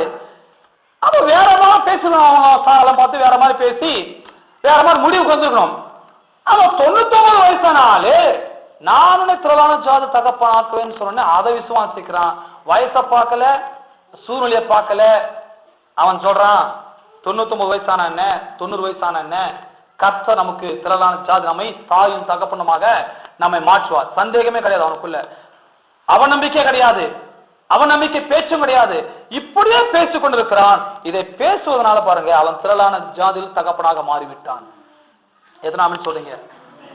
திரளான ஜாதிகளுக்கு தகப்பனாக மாறிவிட்டான். பாருங்க, ரோமருக்கு போயிடுவோம். ரோமர் அங்கே போன அங்கே அவரை குறித்து படிக்கலாம். ரோமர் 4ஆம் அதிகாரம் 17ஆம் வசனம். ரோமர் 4:17 நான் படிக்கிறேன் பாருங்க. ரோமர் 4:17, அநேக ஜாதிகளுக்கு உன்னை தகப்பனாக ஏற்படுத்தினேன் என்று எழுதியிருக்கிறபடி அவன் தான் விசுவாசித்தவருமாய் மருத்துவரை உயிர்ப்பித்து இல்லாதவைகளை இருக்கிறவைகளைப் போல் அழைக்கிறவருமாய் இருக்கிற தேவனுக்கு முன்பாக நம்ம எல்லாருக்கும் தகப்பனானான். அவன் எல்லாருக்கும் தகப்பனாயிட்டான். எதுல தகப்பன்? விசுவாசத்துக்கு தகப்பனாயிட்டான். 18, உன் சந்ததி இவ்வளவா இருக்கும் என்று சொல்லப்பட்டபடியே தான் அநேக ஜாதிகளுக்கு தகப்பனாவதை நம்புகிறதற்கு ஏதுவில்லாதிருந்தும் அதை நம்பிக்கையோட விசுவாசித்தான். அதான் ரொம்ப முக்கியமான பகுதி. இந்த 18ல உன் சந்ததி இவ்வளவா இருக்கும். எவ்வளவாக ரொம்ப பெருசாக காமிக்கிற கர்த்தர். நட்சத்திரம் மாதிரி கொண்டாரு, அநேக ஜாதிகளுக்கு உன்னை தகப்பனா வைப்பாரு, பெரிய ஜாதியை காமிக்கிறாரு, பெரிய சந்ததியை காமிக்கிறாரு. ஆனா வீட்டுல அப்பான்னு சொல்றது ஒரு புள்ள கிடையாது, ஒரு புள்ள கிடையாது. ஆனா கர்த்தர் சொல்றாரு, உனக்கு நான் அநேக ஜாதிகள் உன்னை தகப்பனாக. என்னன்ற ஒரு பேச்சு இது? ஒரு பிள்ளைக்கு நான் அப்பா வழியே எப்படி ஜாதி நான் தகப்பனாவேன்? அப்படிதான் பேசவே இல்ல, அப்படி கேட்கவில்லை, பேசவில்லை. கர்த்தர் சொன்னதை அப்படி அவன் விசுவாசித்தான். கர்த்தர் சொன்னாரு, நான் அநேக ஜாதிகளுக்கு நான் தான் தகப்பன். வீட்டுல அவன் அப்பா கூப்பிட்டு ஆள் கிடையாது, பிரச்சனை கிடையாது. கர்த்தர் வார்த்தை உள்ளத்துல இருக்குது, அது என் வாயில பேசிக் கொண்டிருக்கிறேன். இன்னைக்கு வேணா ஆபரணம் ஒரு பிள்ளைக்கு அப்பாவா இல்லாமல் இருக்கலாம், ஆனால் நான் ஒரு நாள் வரப்போகுது அநேக ஜாதிகளுக்கு நானும் என் மனைவியும் தாயும் தகப்பனுமாக இருப்போம். எதனாமன்னு சொல்றீங்க? இதான் சந்தேகப்படாத விசுவாசம். சந்தேகப்படாத விசுவாசம். பாருங்க, உன் சந்ததி இவ்வளவு இருக்கும் என்று 18 படிக்கிறேன். சொல்லப்பட்டபடியே கர்த்தர் என்ன சொன்னாரோ சொன்னதுபடியே, சொன்னதுபடியே அவர் என்ன சொன்னார், அவர் அந்த வார்த்தையின்படியே நான் பேசுகிறேன். அந்த வார்த்தையின்படியே மழையை பார்த்து பேசுறேன், அந்த வார்த்தையின்படியே நான் வியாதியை பார்த்து பேசுறேன். நான் பேசுறேங்க, கர்த்தர் சொன்னாரு, சொன்னபடி நான் பேச போகிறேன். இப்ப ஆபிரகாமோட வாழ்க்கையில் அது நடக்குது. உன் சந்ததி இவ்வளவா இருக்கும் என்று சொல்லப்பட்டபடியே. அப்ப ஜபத்துல என்ன வார்த்தை நான் பேசுகிறோம்? கர்த்தர் சொன்ன வார்த்தை நான் பேசுகிறோமா, இல்ல நாம வார்த்தை எடுத்து பேசிக் கொண்டிருக்கிறோமா? ஜபத்துல கர்த்தர் என்ன வார்த்தை சொல்லிருக்கிறாரோ அவர் சொல்லப்பட்டபடியே நாம் பேச வேண்டும். அதான் கன்ஃபெஷன் சொல்றாங்க. கன்ஃபெஷன் என்று சொன்னால் சொல்லுகிறதை அப்படியே திரும்ப சொல்லுகிறது.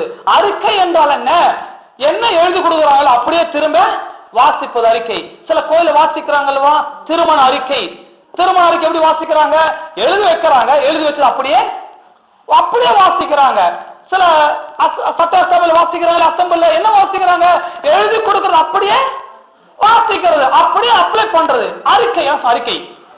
அறிக்கை. அதான் கன்ஃபெஷன் சொல்றோம். கன்ஃபெஷன் என்றால் என்ன? அறிக்கை. என்ன எழுதியிருக்கிறாரோ, என்ன சொல்லி இருக்கிறாரோ அப்படியே அதுல ஒன்னும் மாத்த வேணாம், ஒன்னும் ஏத்த வேணாம், ஒன்னும் குறைக்க வேணாம். அப்படியே சொல்லப்பட்டபடியே நீங்க என்ன வார்த்தை சொல்றாலோ, என்ன வார்த்தை எழுதிருந்தோ அதை அப்படியே படிச்சு அப்படியே ஜபத்தை போய் பேசினா போதும். இது பெரிய கஷ்டமா?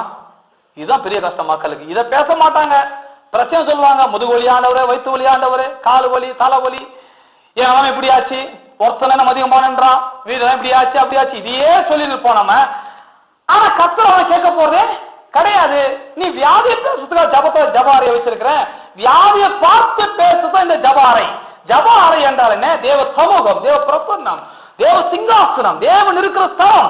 அங்க போயிட்டு இயேசுவின் நாமத்தினாலே நீ சொல்லிவிட்டானே, உன் அப்பத்தையும் தண்ணீரையும் ஆசுரத்து வியாதி விளக்குன்னு சொன்னீரே, உன் வார்த்தையின்படி எனக்கு ஆக கடவுள். அதான் கன்ஃபெஷன், அதான் அறிக்கை.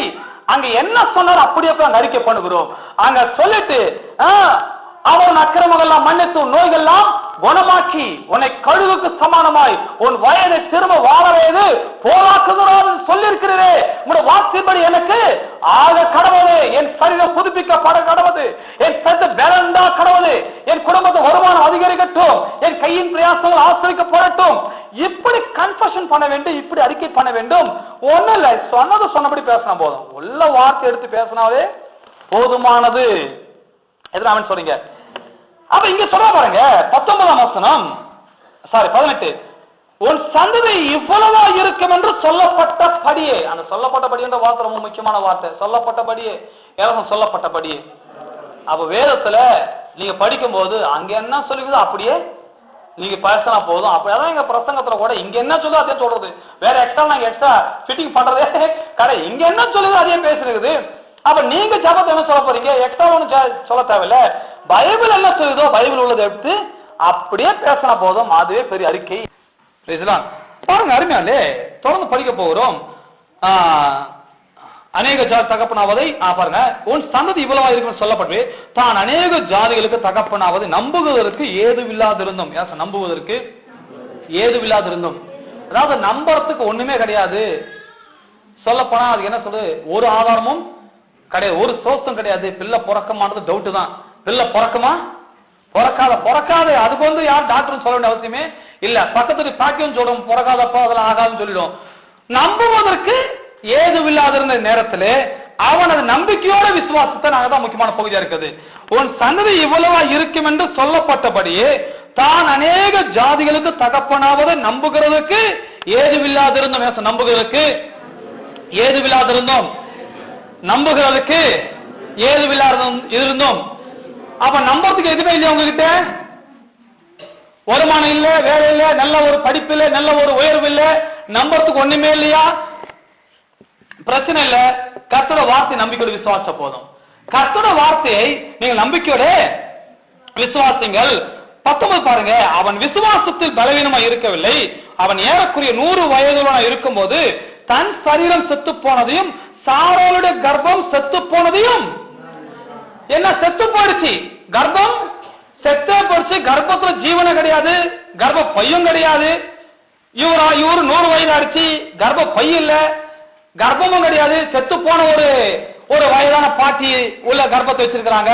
எப்படி குழந்தை பிறக்கிறதுக்கு அவகாசமே இல்ல, ஒரு நம்பிக்கை கிடையாது. ஆகாத ஒரு காரியம், கர்ப்பமே செத்து போயிடுச்சப்பா, எனக்கு 100 வயசு ஆயிடுச்சப்பா, எப்படிப்பா குழந்தை பிறக்கும்? இப்படி நிறைய பேர் சொல்லிருக்கலாம், அக்கம் பார்த்தாலும் சொல்லிருக்கலாம். ஆனா அங்க சொல்றான் பாருங்க, அவ என்ன சொல்றாருன்னா, விசுவாச பலவீனமா இருக்கவில்லை, விசுவாச பலவீனமா இருக்கவில்லை, விசுவாசத்தில் பலவீனமா இருக்கவில்லை. பலவீனமா இல்லாம அவன் ஏறக்குறைய 100 வயதுல இருந்த போதும், 100 வயதுல இருந்த போது, 99 வயசு சொன்ன வார்த்தையும் நிறைவேறல. இங்க 100 வயசு ஆச்சு, 100 சொல்லிட்டாரு. 100 வயதுல இருந்த போதும் அவன் ஏறக்குறைய தன் சரீரமும் செத்து போனதையும் சாராளுடைய கர்ப்பம் செத்து போனதும் என்னாது இருந்தான். 100 வயசு ஆயிடுச்சு, சாராள கர்ப்பம் செத்து போயிடுச்சு. ஆனா விசுவாசம் உள்ளத்தில் இருக்கு. அப்படின்னாலே சாராள் கர்ப்பம் செத்து போனதும் பிரச்சனை இல்லை அவனுக்கு. அவனுக்கு 100 வயசானதும் பெரிய பிரச்சனையாக இல்லை. ஏனென்றால் மலைகளே பேர்க்கத்தக்கதாக இல்லாத இருக்கிறது மாற்றத்தக்கதாக ஒரு அற்புதமான விசுவாசம் என்னும் வல்லமை ஆபிரகாம் உள்ளத்தில் இருக்கிறபடினாலே அந்த செத்து போன கர்ப்பத்தை பார்த்து அவன் நம்பிக்கப்படல. இந்த எனக்கு 100 வயசு ஆயிடுச்சு, எனக்கு எப்படி ஆகும் சொல்லி இதை குறித்து அவன் சந்தேகமும் படல. நம்புறதுக்கு ஒண்ணுமே இல்ல, நம்புறதுக்கு ஒண்ணுமே இல்லாத இருந்த போதும் அவன் நம்பிக்கையோட விசுவாசத்தான், அதுதான் விசுவாசம். இன்னைக்கு கல்யாணம் ஆகி 2 வருஷம் இருக்கும், இல்ல அட்லீஸ்ட் ஒரு 3 வருஷம் இருக்கும். உடனே ஒரு கம்ப்ளைண்ட், இன்னும் குழந்தை. 2 வருஷத்துல என்ன பெரிய கம்ப்ளைண்ட்? 2 வருஷத்துல 3 வருஷம் குழந்தை இல்ல, பாஸ்டர் எல்லாம் ஜெபம் பண்ணுங்க, பையனுக்கு இன்னும் போறல பாஸ்டர், பொண்ணுக்கு இன்னும் ஆகல பாஸ்டர், கொஞ்சம் ஜெபம் பண்ணு போங்க. 2 வருஷம் தான் ஆயிடுச்சு, ஏன்னா கவலைப்படுறீங்க? இன்னும் இருந்த காலம் 100 வயசான ஆளுக்கே கத்த குழந்தை எங்க போச்சு விசுவாசம்? அந்த மாதிரி யாருன்னு பார்த்தா நல்லா பக்கா பெந்தகோஸ்து கோயிலுக்கு போற ஆளா இருக்கும். புள்ள கல்யாணம் மட்டும் 2 வருஷம் குழந்தை போடல, உடனே சொல்லுது 2 வருஷம் ஆச்சு இன்னும் குழந்தை பிறல பாஸ்டர், 4 வருஷம் ஆச்சு. 4 வருஷம் 2 வருஷம் என்ன பிரச்சனை ஆச்சு? ஒன்னும் ஆகல, சந்தோஷமா இருங்க. விசுவாசிங்க, சீக்கிரமா கத்தரும் பையனுக்கும் பொண்ணுக்கும் நல்ல குழந்தை தருவோம். அது ஒரு பெரிய கட்டு, அது ஒரு பெரிய பிரச்சனையே கிடையாது. நான் பிரச்சனை சொல்றதும் கிடையாது. 100 வயசான ஆளுக்கே குழந்தை பிறந்துருது, கர்ப்பமே செத்து போயிடுச்சு. 6 வயசான ஆளு இவங்களுக்கே குழந்தை உண்டான்னு சொன்னா இப்பதானே கல்யாணம் ஆயிடுச்சு, 2-3 வருஷம் ஆயிருது, ஆகும், நடக்கும், கவலை இல்லாம இருங்க, கண்டிப்பா குழந்தை உங்களுக்கு கிடைக்கும். எத்தனை சொல்றீங்க? ஆகவே அது பெரிய பிரச்சனைக்கு குடும்பங்கள்ல பல சபைகள்ல அது பெரிய பிரச்சனை எடுத்து வராங்க. 2 வருஷம் 3 வருஷம் என்ன நடந்தது? அதுக்குள்ள சில தவறான முடிவுகளை எடுத்து விடுகிறார்கள். பிரச்சனை கிடையாது, அருமையா. நம்புவதற்கு ஏதுவில்லாதிருந்தும் ஆபிரகாம் அது நம்பிக்கையோட விசுவாசத்தை இந்த காலை நேரத்தில் நான் உங்களுக்கு சொல்லுகிறேன், நீங்கள் வாழ்க்கையில உயர்வதற்கோ ஆசிரியப்படுவதற்கோ உயர்த்தப்படுவதற்கோ இன்னைக்கு நம்புறதுக்கு எதுவுமே இல்லைன்னு சொல்லி சோர்ந்து போடாதீங்க. இன்னைக்கு நம்புறதுக்கு எதுவே இல்லாம இருந்தாலும் கர்த்தருடைய வாக்குத்தத்தத்தை நம்பிக்கையோட விசுவாசிங்கள். இந்த நம்பிக்கையின் விசுவாசம் உங்க வாழ்க்கை இல்லாதவைகளையும் இருக்கிறவைகளை போல மாற்றிவிடும். எதை நம்புறீங்க? அதை விசுவாசிக்க வேண்டும். இப்ப 18 என்னோட சேர்ந்து சொல்லுங்க. உன் சந்ததி இவ்வளவா இருக்கும் என்று சொல்லப்பட்டபடியே தான் அநேக ஜாதிகளுக்கு தகப்பனாவதை நம்புகிறதற்கு ஏதுமில்லாதிருந்தும் அதை நம்பிக்கையோடு விசுவாசித்தான். இன்னைக்கு ஒரு நம்பிக்கை நான் சொல்றேன் உங்களுக்கு. நம்புறதுக்கு ஒண்ணுமே இல்ல, ஒரு சோர்ஸும் இல்ல, ஒரு ஆதாரம் இல்ல, ஒரு வழியும் இல்ல, ஒரு உதவியும் இல்ல, ஒரு சகாயமும் இல்ல அப்படின்னு யாராச்சும் இருந்தீங்கன்னு சொன்னா முதல்ல அந்த பேச்சை மூட்டை கட்டி ஓரம் போடுங்க.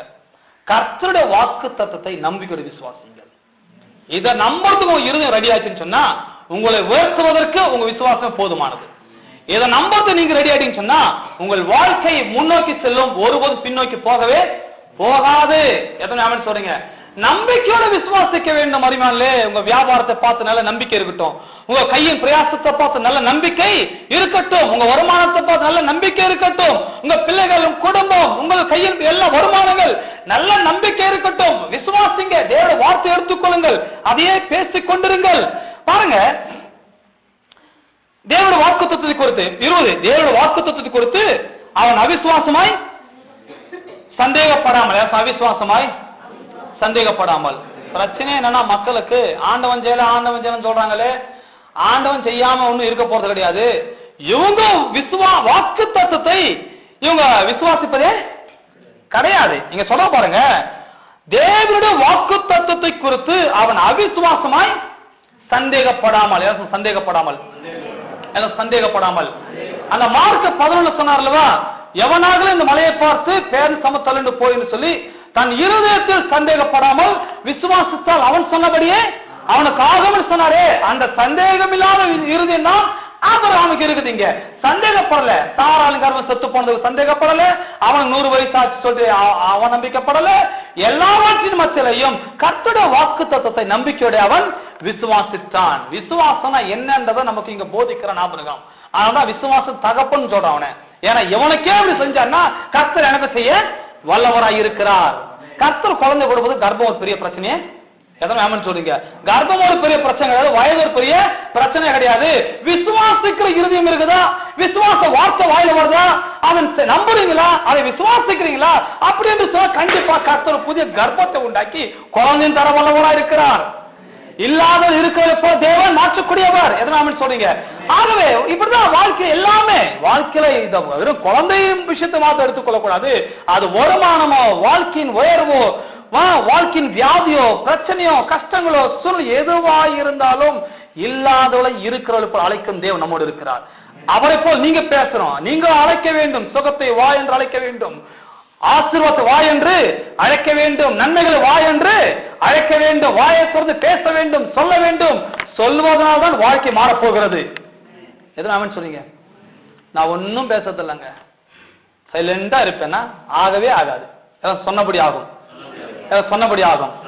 இன்னைக்கு போய் சொல்லுங்க, எது ஆகணும் அதை சொல்லுங்க. எது ஆகக்கூட சொல்லாதீங்க, இருக்கதோ போய் சேரான்னு சொல்றாதீங்க.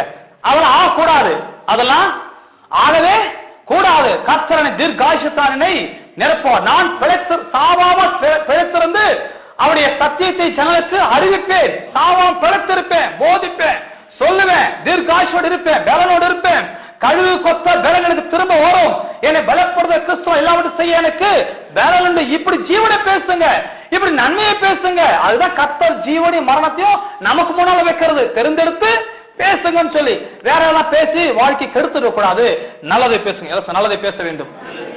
இல்லது பேச்ச மாத்தணும், என்னங்களை மாத்தணும், இறுதி விசுவாசத்தை மாற்ற வேண்டும். பாருங்க எப்படி சொல்லிட்டு, மனுஷனும் தேவனை போல் உண்டாக்கப்பட்டவன் இருக்கிறபடினாலே மனிதனும் பேசினால் அவனுக்கு காரியங்கள் நடக்கும். எத்தனை ஆமென் சொன்னீங்க? நான் பேசினால் எனக்கும் நடக்கும். பாருங்க, இந்த ரோமர்ல படிக்கிற ரோமர் 4:20 தேவன் வாக்கு தத்துவத்தை அவன் அவிசுவாசமா சந்தேகப்படாமல். 21 தேவன் வாக்கு பண்ணினதை நிறைவேற்ற என்று முழு நிச்சயமா நம்பி தேவனை மகிமைப்படுத்தி விசுவாசத்தில் வல்லவனானான். ஆகையால் அது அவனுக்கு நீதியாக வாக்கு தத்துவத்தை நம்பினாவன். வாக்கு தத்துவத்தை நம்பி நிச்சயமா விசுவாசித்து இது தயவு செய்வார் நம்பிக்கொள்ளா. கர்ப்பம் செத்து போறது, 100 வயசு ஆயிடுச்சு இவருக்கு, நடக்கும் சாத்தியமே இல்லை.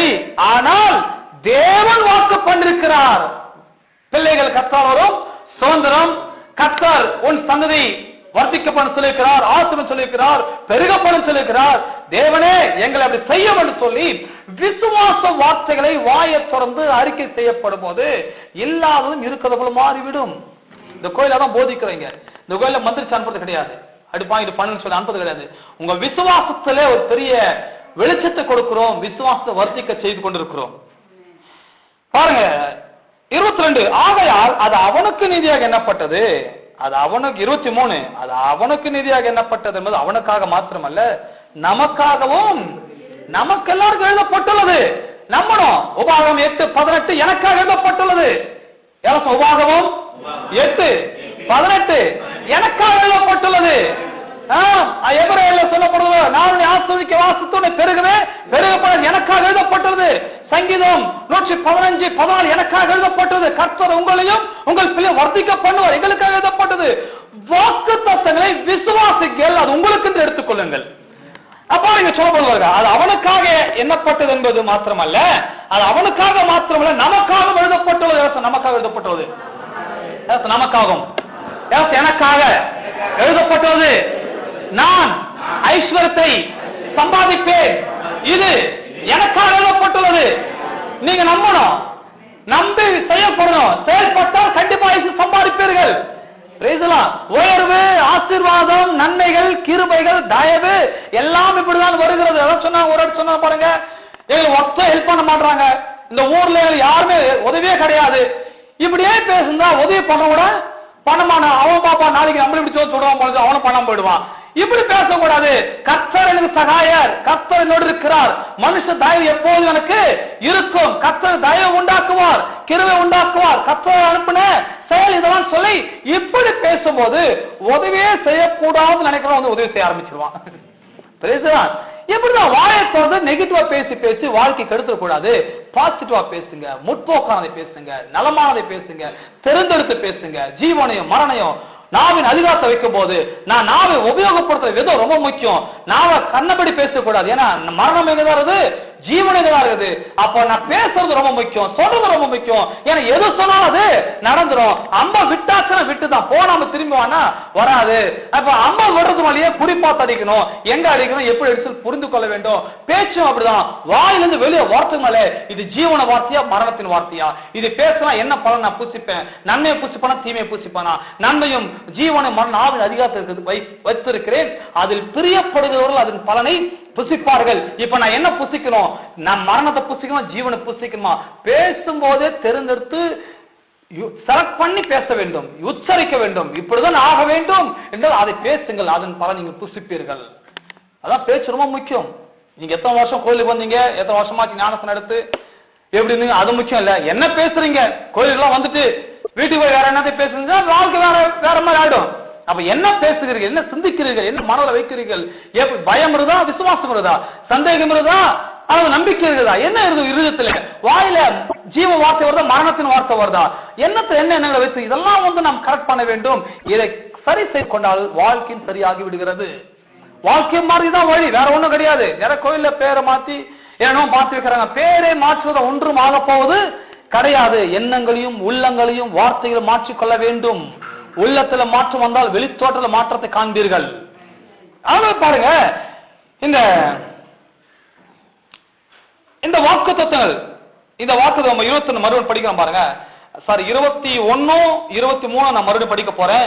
தேவன் வாக்கு தத்தம் பண்ணினதை நிறைவேற்ற வல்லவராக இருக்கிறார் முழு நிச்சயமாய் நம்பி தேவனை மகிமைப்படுத்தி விசுவாசத்தில் வல்லவனான். அவனுக்கு ஒரு நம்பிக்கை வந்துச்சு, தேவன் வாக்கு பண்ணிட்டாரு, இந்த வார்த்தையின்படி அவர் எனக்கு செய்வார். காலையிலே மாலையிலும் மதியானம் பார்க்கும் போதுதான் மகிமைப்படுத்த, கர்த்தாவே நீர் இதை செய்ய போறதுக்காக ஸ்தோத்திரம், என் கையை வதைக்க செய்ய போறதுக்காக ஸ்தோத்திரம், சீக்கிரமாய் நீ சொன்ன வாக்கு தத்தம் நிறைவேற போறதுக்காக ஸ்தோத்திரம். இப்படிதான் தேவனை மையப்படுத்துகிறான், தினந்தோறும் மையப்படுத்திட்டே இருக்கிறான், சொல்லிட்டே இருக்கிறான். அவன் சொல்லி சொல்லி சொல்லி சொல்லி பாருங்க, சில நேரத்துல கத்துல வாக்குதான் சிரிப்பு வர மாதிரி தான் இருக்கும். சிரிச்சிருவோம், நடக்குமான சாரல் சிரிச்சாலவா, அடுத்த ஒரு 10 மாசம் வரும்போது உங்க வீட்டு ஒரு குழந்தை இருக்கணும், அந்த அம்மா சிரிச்சுட்டாங்க. வாக்குத்தல் சிரிப்பு கேட்ட போல் இருக்கும், ஆனால் விசுவாசித்தால் அடுத்தவர்கள் மூக்களை வரல வச்சு யோசிப்பாங்க, இப்படி நடந்துச்சா, நடக்குமா, விசுவாசம் அவ்வளவு வல்லம் இருக்குதா, மலைகள் பெயர்ந்து போகுமா, இப்படி நடக்குமா, ஆகுமா. ஆகவேதான் விசுவாசம் ரொம்ப முக்கியம் என்று சொல்லுவது. ஜபம் அல்ல, ஜபத்துல என்ன பேசுறீங்க, என்ன நம்புறீங்க, என்ன விசுவாசிக்கிறீங்க, இந்த விசுவாசத்தையும் பேச்சையும் தெரிந்து கொள்ளாமல் நாம் என்ன ஜபம் பண்ணாலும் அது நமக்கு ஆக போறது கிடையாது. ஜபத்தை தரமான விதத்தை ஜபம் பண்ண வேண்டும். குவாலிட்டி பேர் சொல்லுவாங்க, நல்ல சரியான விதத்துல சரியான ஜபம், சரியான நேரம், இந்த குவாலிட்டி டைம் சொல்லுவாங்க. அதாவது நான் 10 மணி நேரம் பண்ணங்க, தேவையே கிடையாது. 1 மணி நேரம் ஒழுங்கா பண்ணிட்டு வா, அரை மணி நேரம் ஒழுங்கா பேசிட்டு வா, அட்லீஸ்ட் ஒரு 10 நிமிஷம் சரியானதை பேசிட்டு வா. இந்த 10 நிமிஷம் குவாலிட்டியா இருக்கட்டும், தரமானதா இருக்கட்டும். அந்த 10 நிமிஷம் ஜபம் உங்களுக்கு பவர்ஃபுல்லா இருக்கும். 10 மணி நேரம் ஜபம் பண்ணி கண்டதை பேசி, கண்டதை சொல்லிட்டு, கண்டதை நினைச்சு, கண்டதை அழுது புலம்பி வாரத்துக்கு பேசாம ஒழுங்கா 10 நிமிஷம் ஜபம் பண்ணிட்டு வந்துடலாம். பேசலாம். சரியான ஜபத்தை பண்ண வேண்டும். அதான் சொல்லிக் கொண்டு வருகிறேன். ஜபத்துல ரொம்ப முக்கியமானதாக போதித்து வருகிறேன். பாருங்கள், எபிரேயர் 4:1-2. எபிரேயர் 4ஆம் அதிகாரம் 1ஆம் வசனம் 2ஆம் வசனம் நான் படிக்கிறேன். 4ஆம் அதிகாரம் 1-2. ஆனபடினாலே அவருடைய இளைப்பாறுதலில் பிரவேசிப்பதற்கு ஏதுவான வாக்கு தத்தம் நமக்கு உண்டாயிருக்க, உங்களில் ஒருவனும் அதை அறியாமல் பின்வாங்கி போனவனாக காணப்படாதபடிக்கு பயந்திருக்க கடவும். ஏனெனில் சுவிசேஷம் அவர்களுக்கு அறிவிக்கப்பட்டது போல நமக்கும் அறிவிக்கப்பட்டது. கேட்டவர்கள் விசுவாசம் இல்லாமல் கேட்டபடினால் அவர்கள் கேட்ட வசனம் அவர்களுக்கு பிரயோஜனப்படவில்லை. அதாவது இங்க ஆனபடினால் அப்படின்னு சொல்லிட்டு அவருடைய இளைப்பாறுதல் பிரவேசிப்பதற்கு ஏதுவான வாக்கு தத்தம் நமக்கு உண்டா இருக்க. இளைப்பாறுதல் இது ஏதோ மரணத்தை பற்றி பேசுற வார்த்தை நினைச்சிடக்கூடாது. செத்தா நமக்கு இளைப்பாறுதல் இருக்குன்னு சொல்லி நினைக்க கூடாது. இது மரணத்துக்கு பிறகு நடக்கிற வார்த்தை இல்ல. ஜீவிக்கும் போதே நாம் இளைப்பாறுதல் பிரவேசிக்கப்பட முடியும். இளைப்பாறுதல் சொன்னா என்ன? இளைப்பாறுதல் ரெஸ்ட், ஓய்வு, நல்ல ஒரு நிம்மதி, அமைதி.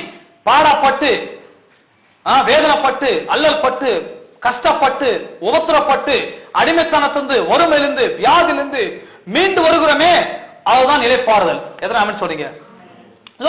இந்த நிம்மதிக்குள்ள இந்த நிம்மதி இளைப்பாறுதல், இந்த இளைப்பாறுதலில் பிரவேசிப்பதற்கு ஏதுவான வாக்கு தத்தம் நமக்கு உண்டாயிருக்க. அதாவது அவங்களுக்கு ஒரு வாக்கு தத்தம் இருந்துதான். பழைய ஏற்பாட்டு இஸ்ரவேல் ஜனங்களுக்கு எகிப்து தேசத்தில் அடிமையா இருந்தாங்க. வறுமையிலும் அடிமைத்தனத்திலும் தரித்திரத்திலும் கஷ்டத்தில் இருந்தாங்க.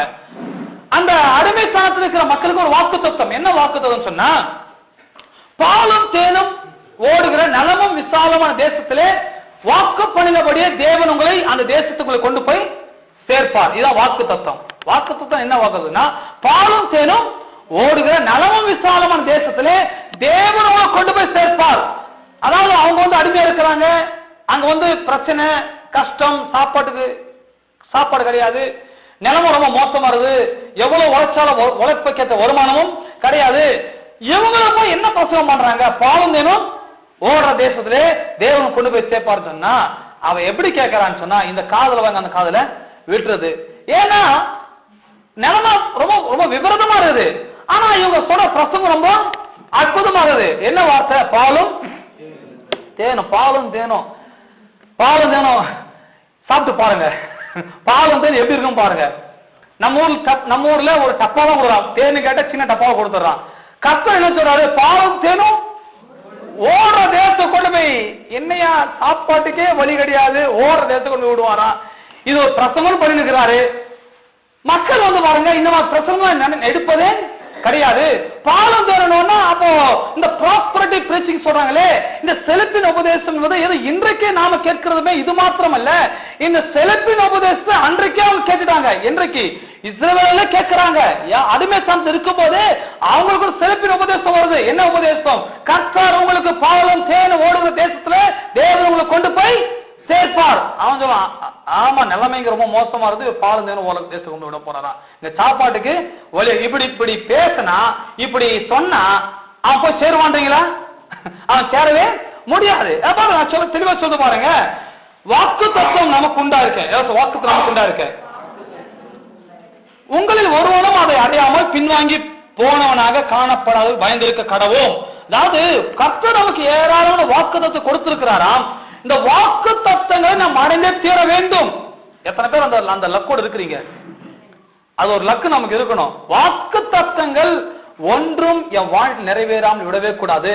நான் ஜீவிக்கிற நாள் பரியந்தம் கர்த்தர் என்னை கொண்டு எழுதியிருக்கிற எல்லா வாக்கு தத்தங்கள் என் வாழ்க்கையில நான் நிறைவேற்றி தர வேண்டும்.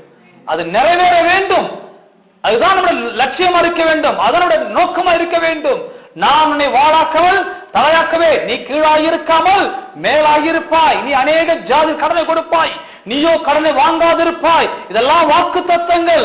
இந்த வாக்கு தத்தங்கள் நம்முடைய வாழ்க்கையிலே நிறைவேறிய தீர வேண்டும். எத்தனை ஆமான்னு சொல்றீங்க? நிறைவேறணும். இங்க என்ன சொல்ல பாருங்க, எபிரேயர் 4:1 ஆனபடினாலே அவருடைய இளைப்பாறுதலில் பிரவேசிப்பதற்கு ஏதுவான வாக்கு தத்தம் நமக்கு உண்டாயிருக்க உங்களில் ஒருவனும் அதை அடையாமல் பின்வாங்கி போனவனாக காணப்படாதபடிக்கு பயந்திருக்க கடவோம். அதாவது பின்மாற்றம் என்ன நினைக்கிறீங்க? பின்மாற்றம் ஒரு 4 வாரம் கோயில் பின்மாற்றம் நினைக்கிறீங்களா? 4 வாரம் கோயிலுக்கு ஒரு பின்மாற்றமே கிடையாது. 4 வாரம் வராது, 5வது கண்டிப்பா கோயில் வந்துட போறாங்க. பின்மாற்றம் என்றால் என்ன? பின்மாற்றம் என்றால் என்ன? 52 வாரமா கோயிலுக்கு வந்து ஒரு வாக்கு தத்தம் நிறைவேறலையே, அதுதான் பின்மாற்றம். நிறைய பேர் நினைக்கிறாங்க நான் கரெக்டா போயிருமாக்கும், நான் கரெக்டா ஜெபம் பண்றமாக்கும். ரைட், வாக்கு தத்தம் நிறைவேறிச்சா? இல்ல பிரதர், அதுக்காக ஜெபம் பண்ணி இருக்கிறோம். அப்போ நீ பின்மாற்றம் இருக்கிற அர்த்தம். பின்மாற்றத்துல இருந்தான்னா உனக்கு வாக்கு நிறைவேற போவதே கிடையாது. பின்மாற்றம் எப்படி வருது?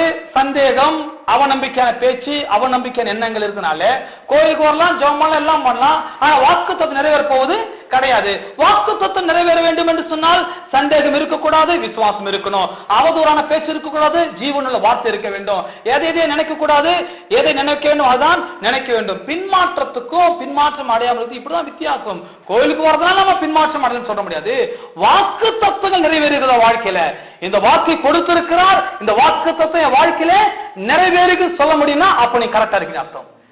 வாக்கு தத்தம் நிறைவேறன்னு சொன்னா உள்ளத்துல ஏதோ சந்தேகம் இருக்குன்னு அர்த்தம், பயம் இருக்குன்னு அர்த்தம், இன்னும் பேச்சு மாறலன்னு அர்த்தம், நெகட்டிவா பேசுன்னு அர்த்தம், சிந்திக்கணும் அர்த்தம். ஆகவே எபிரேயர் 4:1 சொல்லப்படுவது ஆனபடினாலே அவருடைய இளைப்பாறுதல் பிரவேசிப்பதற்கு ஏதுவான வாக்கு தத்தம் நமக்கு உண்டாயிருக்க உங்களில் ஒருவனும் அதை அடையாமல் பின்வாங்கி போனவனாக காணப்படாதபடிக்கு பயந்திருக்க கூட ரொம்ப எச்சரிக்கையா இருக்கின்றாரு. வாக்கு தத்தம் நிறைவேற வேண்டும். நான் என்னத்துக்கு அடுத்தவன் கடனை கொடுக்கணும்? நமக்கு இருந்தா போதாதா? தப்பு. வாக்கு தத்தம் நிறைவேற வேண்டும். வாக்கு தத்தம் நான் ஜாதியில் கடனை கொடுக்க வேண்டும். ஜெபம் பண்றேன், காலையில் ஜெபம் பண்றேன், நானும் அநேக ஜாதிகளுக்கு கடனை கொடுப்பேன், நானும் கடனை வாங்காதிருப்பேன். கடனை வாங்கிட்டே பாஸ்டர், பிரச்சனை இல்லை, கடனை வாங்கியிருக்கேன் இன்னைக்கு, ஆனால் வாழ்க்கை இன்னைக்கு அப்படி இருக்க போது கிடையாது. கொடுப்பேன். இன்னைக்கு பேசுற பேச்சு நாளைக்கு கொடுக்கிறவனாக மாறிவிடுவேன். நான் அநேக கடனை கொடுப்பேன், அன்னைக்கு சொல்லுவேன் கடனை வாங்குவதில்லை, கடனை வச்சுக்க பாஸ்டர் தேவையில்லை, நானே கூட வேணும் வாங்கிட்டு போங்க. அப்படிப்பட்ட ஆளாக மாறும், அப்படிப்பட்ட கைகளாக மாறும், அப்படிப்பட்ட பர்ஸாக மாறிவிடும். அப்ப வாக்குத்தத்தம் நிறைவேற வேண்டும். அப்படி ஒவ்வொரு ஜபம் இருக்க வேண்டும். இங்க இருக்க எல்லாரும் ஜபம் அப்படி இருக்க வேண்டும். இன்னைக்கு கடனை வாங்கலாம் இருக்கலாம், இன்னைக்கு நிலைமை ரொம்ப மோசமா இருக்கலாம்.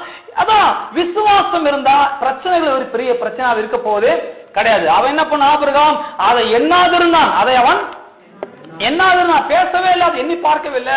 நீங்க கடன் வாங்கல அது பிரச்சனையே கிடையாது. ஆனா ஜபத்துக்கு சொல்ல வேண்டும், வாக்குத்தத்தம் நிறைவேறணும். ஆண்டவரே நான் அநேக ஜாதி கடனை கொடுக்க வேண்டும், நான் கடனை வாங்க கூடாது, இந்த கைகள் கொடுக்கணும், வாங்கிடுவேன் கூடாது. அப்படிப்பட்ட கைகளாக மாற்றும், அப்படிப்பட்ட மணிப்பொருத்தாக மாற்றும், அப்படிப்பட்ட பொக்கிஷ சாலையாக என் வீட்டை மாற்றும், என்னுடைய பேங்க் அக்கௌண்டை மாற்றும் சொல்லி வாக்கு தத்தங்கள் நிறைவேறும்படிக்கு நான் முயற்சி பண்ண வேண்டும். பண்ணலன்னா நீங்க பின்மாற்றத்தில் இருக்குன்னு அர்த்தம். பின்மாற்றத்தில் இருக்கிறாதான் அந்த வார்த்தை மேல பெரிய அபிப்பிராயம் இல்லைன்னு அர்த்தம். அப்படிப்பட்டாலும் ஜபத்துல பெரிய அக்கறை காட்ட மாட்டேன். என்னத்துக்கு ஜபம், எனக்கு எல்லாம் போதுமான இருக்குது, ஜபமே வேணாம் நினைப்பாங்க. அப்ப எல்லாம் இருந்தாலும் கர்த்தர் வாக்கு தத்தம் நிறைவேறுகிறதா, கர்த்தர் சொன்ன வாக்கு நிறைவேறுகிறதா, உபாகம் 28 சொன்ன அத்தனை வாக்கு நிறைவேறுகிறதா? முயற்சி பண்ணுங்க, இன்னைக்கே முயற்சி பண்ணுங்க. அது சொல்லிட்டு ஆண்டவரே வாழ்க்கை நிறைவேற வேண்டும், என் சந்ததிக்கு அது நிறைவேற வேண்டும், அது சொல்ல ஆரம்பிக்கப்பட வேண்டும். பாருங்க என்ன சொல்ல பாருங்க, ஆனபடினாலே அவருடைய இளைப்பாறுதலில் பிரவேசிப்பதற்கு ஏதுவான வாக்குத்தத்தம் நமக்கு உண்டா இருக்க உங்களில் ஒருவனும் அதை அடையாமல் பின்வாங்கி போனவனாக காணப்படாத பயந்து இருக்க. பின்வாங்கிட கூடாதுங்க. ஏன் இந்த ஐஸ்வர்யத்தை பற்றி, ஏன் இந்த ஆசிரியத்தை பற்றி பேசுறேன்? இதெல்லாம் வாக்கு தத்தங்கள், கர்த்தர் நமக்கு கொடுத்திருக்கிற வாக்கு தத்தங்கள். இது நிறைவேற வேண்டும், நிறைவேற வேண்டும், நிறைவேற வேண்டும். அவ பேசணும். இனிலிருந்து காலையில் எழுந்துன கையை சபிக்காதீங்க. இயேசு நாம கைகள் ஆசீர்வதிக்கப்பட கடவுள் இறக்கும். கையை பார்த்து சொல்லுங்க. உங்க கையை நல்லா கண்ணுக்கு மேல வைங்க. இந்த கைகள் இயேசு நாமத்தால் ஆசீர்வதிக்கப்பட கடவுள். இந்த கைகள் செய்கிற எல்லா வேலையும் ஆசீர்வாதமா இருக்கும். நான் கையிட்டு செய்வதெல்லாம் எனக்கு வாய்க்கும். இப்படி இருக்கணும். காலையில இருந்து கையை பிளஸ் பண்ணுங்க, உங்க அக்கௌண்ட பிளஸ் பண்ணுங்க, உங்க பிள்ளைகளை பிளஸ் பண்ணுங்க, உங்க குடும்பத்தை ஆசீர்வதிங்க, உங்க மணி பர்ஸ கூட ஆசீர்வதிங்க. வந்து விழால எப்படி விழால ஏன் சொன்ன இதெல்லாம் வந்து விளையாட்டுக்கு பேசல. வாக்கு தத்தங்கள் நிறைவேற வேண்டும். வாக்கு தத்தங்கள் எப்படி நிறைவேறும்? நிறைவேறினா என்ன, நிறைவேறாட்டி என்ன? இருக்கிறது போதும், கிடைக்கிறது போதும், சாப்பிட்டு போய் சேர்ந்துடலாம். அதுதான் பின்மாற்றத்தின் வாழ்க்கை. ஆவிக்குரிய வாழ்க்கை என்ன? ஒரு வாக்குத்தை நிறைவேற வேண்டும். மரியா சொன்னா பாருங்க, வார்த்தையின்படி எனக்கு கடவுது. என்னத்துக்கு கல்யாணம் ஆகாத ஆளுக்கு எனக்கு எதுக்கா குழந்தைய கொடுத்து உங்களை மாட்டி ஒரு ஒண்ணு குழந்தைய வானா ஒண்ணு வான்னு சொல்ல. அது கத்தோட வாக்கு தத்துவமா? அது எனக்கு நிறைவேறட்டும். கத்தோட வாக்குத்தம் நிறைவேற வேண்டும். அப்படிதான் அதுதான் பாக்கியவான், அதுதான் ஆசீர்வதிக்கப்பட்ட வாழ்க்கை. அப்ப கர்த்தர் வந்து பாருங்க ஏராளமான வாக்குத்தை கொடுத்திருக்கிறார். எத்தனை எழுதி வச்சிருக்கிறீங்க, எத்தனை படிக்கிறீங்க, எத்தனை மனப்பாடம் பண்ணிருக்கிறீங்க, எத்தனை நம்பி இருக்கிறீங்க, எத்தனை சொல்லி இருக்கிறீங்க. இப்படி சொல்லதான் நீங்க பின்மாற்றத்தில் விழாம முன்னோக்கி சென்று கொண்டிருப்பீர்கள். 2 படிக்க பாருங்க. ஏனெனில் சுவிசேஷம் அவர்களுக்கு அறிவிக்கப்பட்டது போல, அப்படி நம்மோடு பேச பாருங்க, சுவிசேஷம் அவர்களுக்கு அறிவிக்கப்பட்டது போல நமக்கும் அறிவிக்கப்பட்டது. நமக்கும் அவங்களுக்கு ஒரு சுவிசேஷம். என்ன சுவிசேஷம்?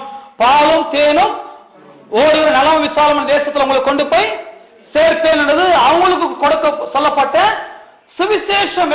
சுவிசேஷம் சுவிசேஷம் ஓ நல்ல செய்தி. ஆனா கேட்டவன் எப்படி கேட்டா?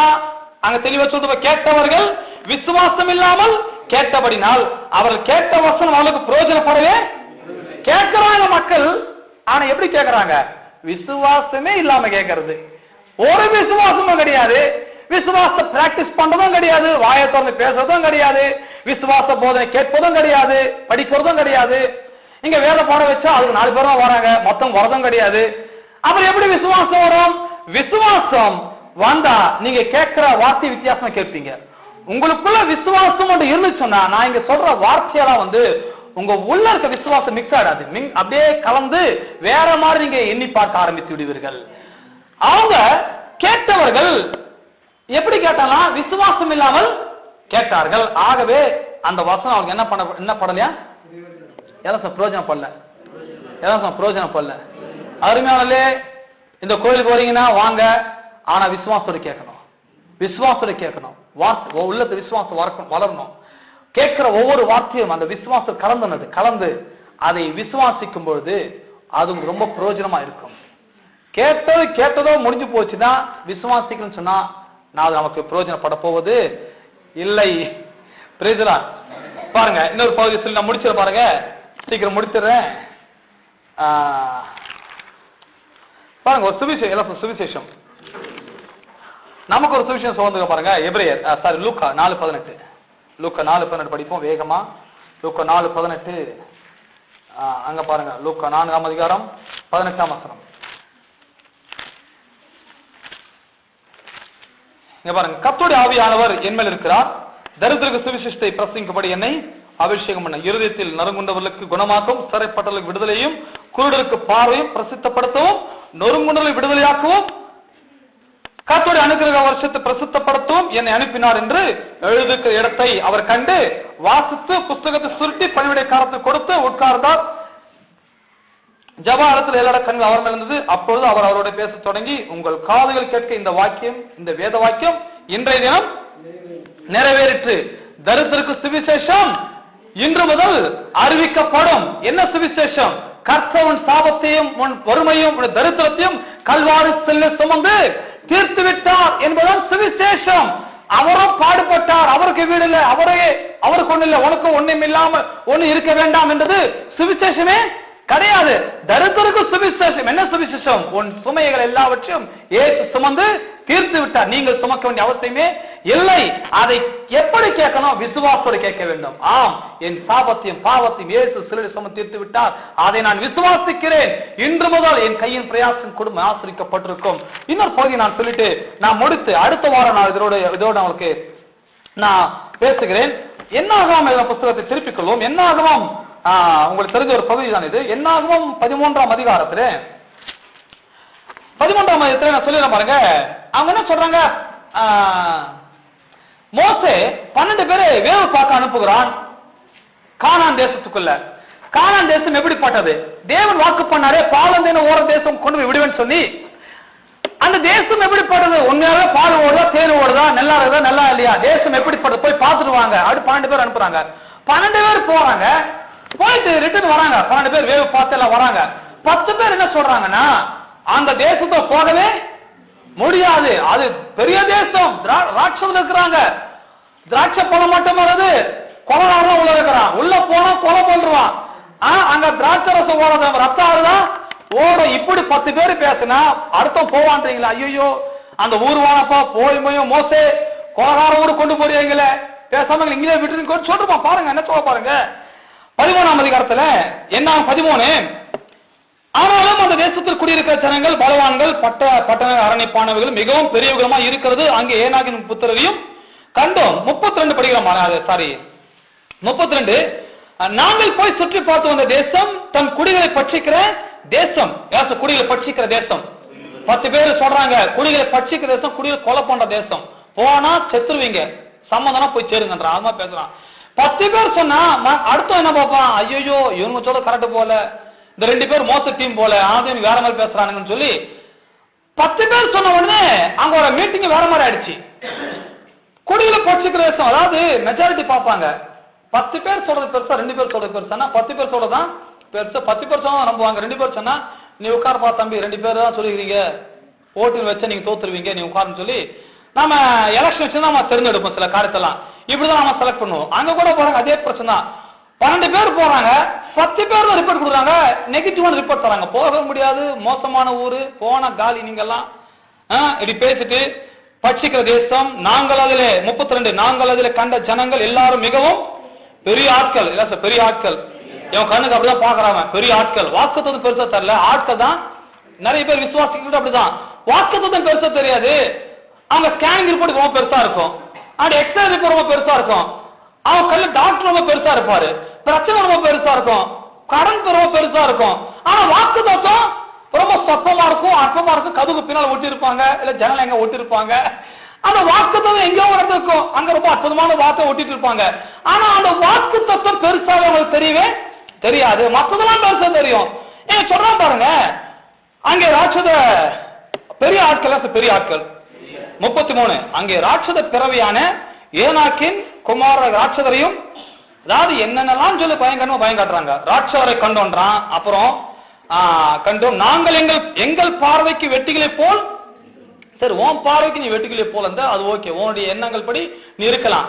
ஆனா இன்னொன்னு சொல்றான் பாருங்க, அவங்க பார்வைக்கும் அதான் நம்ப முடியல, அவங்க பார்வைக்கும் அப்படியே இருந்தோம்னா உங்களுக்கு தெரியுமா அவங்க பாருங்க அப்படி இருக்குன்னு சொல்லி சில பேர் சொல்றாங்கல்ல, அவங்க எங்களை மதிக்கதே இல்லை பாஸ்டர், அவங்க கண்ணுக்கு நாங்க ரொம்ப அற்பமா இருக்கிறோம், கால் தூசியா இருக்கிறோம், எங்க சொந்தக்காரன் கண்ணெல்லாம் நாங்க இப்படிதான் இருக்கிறோம், யாரும் எங்களை கௌரவிக்கிறது, அவங்க பார்வைக்கு நாங்க ரொம்ப சொப்பமா இருக்கிறோம், சிறியவளா இருக்கிறோம், அற்பமா என்ன போடுறோம். அது தெரியுமா உங்களுக்கு அவங்க கண்ணை நீங்க அப்படிதான் இருக்குன்னு சொல்லி? நீங்க எக்ஸ்ட்ரா கண்ணில் பார்க்க அவங்க கண்ணில் போயிட்டு உங்க கண்ணில் நான் எப்படி தர்றேன் காதுன்னு சொல்லி, எப்படி அவங்க கண்ணில் நீங்க எப்படி முடிவு பண்றீங்க? அவங்க கண்ணில் நீங்க அப்படி இருக்கிறீங்கிற எண்ணம் உங்க மனதில் அப்படி இருக்கிற அப்படின்னா தான் நீங்க பெரிய பெரிய ஆளை பார்த்தோன்னா நீங்க அவங்க கீழே நீங்க வேற மாதிரி ஆயிடுறீங்க, வேற மாதிரி குறுகி போயிருங்க, வேற மாதிரி குன்று போயிடுவீர்கள், வேற மாதிரி எண்ணி பாக்குறீங்க.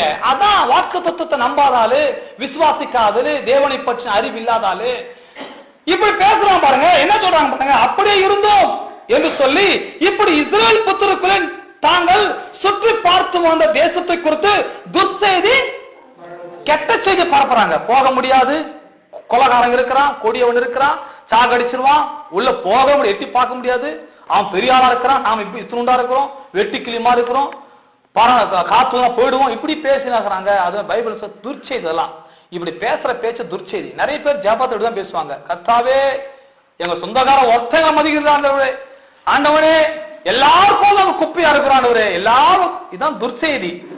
கர்த்தர் அப்படியே பாக்குறாரு. கர்த்தருடைய பால் நீங்க எப்படி இருக்கிறீங்க? நீங்க ராஜாக்களாகும் ஆட்கால இருக்கிறீர்கள். தேவனுடைய பால் நீங்க வெளியேறப்பட்ட மக்களா இருக்கிறீர்கள். நீங்க யார் யாரோ பார்த்து யார் யார் என்ன நீங்க எவ்வளவு நினைச்சு நீங்க ஜபத்தை புலம்புறீங்க. கர்த்தர் உங்களுக்கு குறித்து என்ன எழுதியிருக்கிறாரோ அதை வேதத்தை திறந்து ஆராய்ந்து பார்த்து இதுதான் நான் என்று சொல்லி அந்த வார்த்தையோட உங்களை லிங்க் பண்ணிட்டு ஜபத்துல போய் அதை பேசுங்க. அதுதான் சரியான ஜபம். பாருங்க, அடுத்து சொல்ல பாருங்க, மேல முடிச்சுறேன். 30 வசனம். சாரி 30. அப்போ காலை மோசைக்கு முன்பாக ஜன்னல் அமர்த்தி நாம் உடனே போய் நாம் அதை எளிதில் ஜெயித்துக் கொள்ளலாம் என்றான். இவ்வளவு பேச்சு வந்த பிறகும் காலேபு யோசுவா சொல்றாங்க, உடனே போய்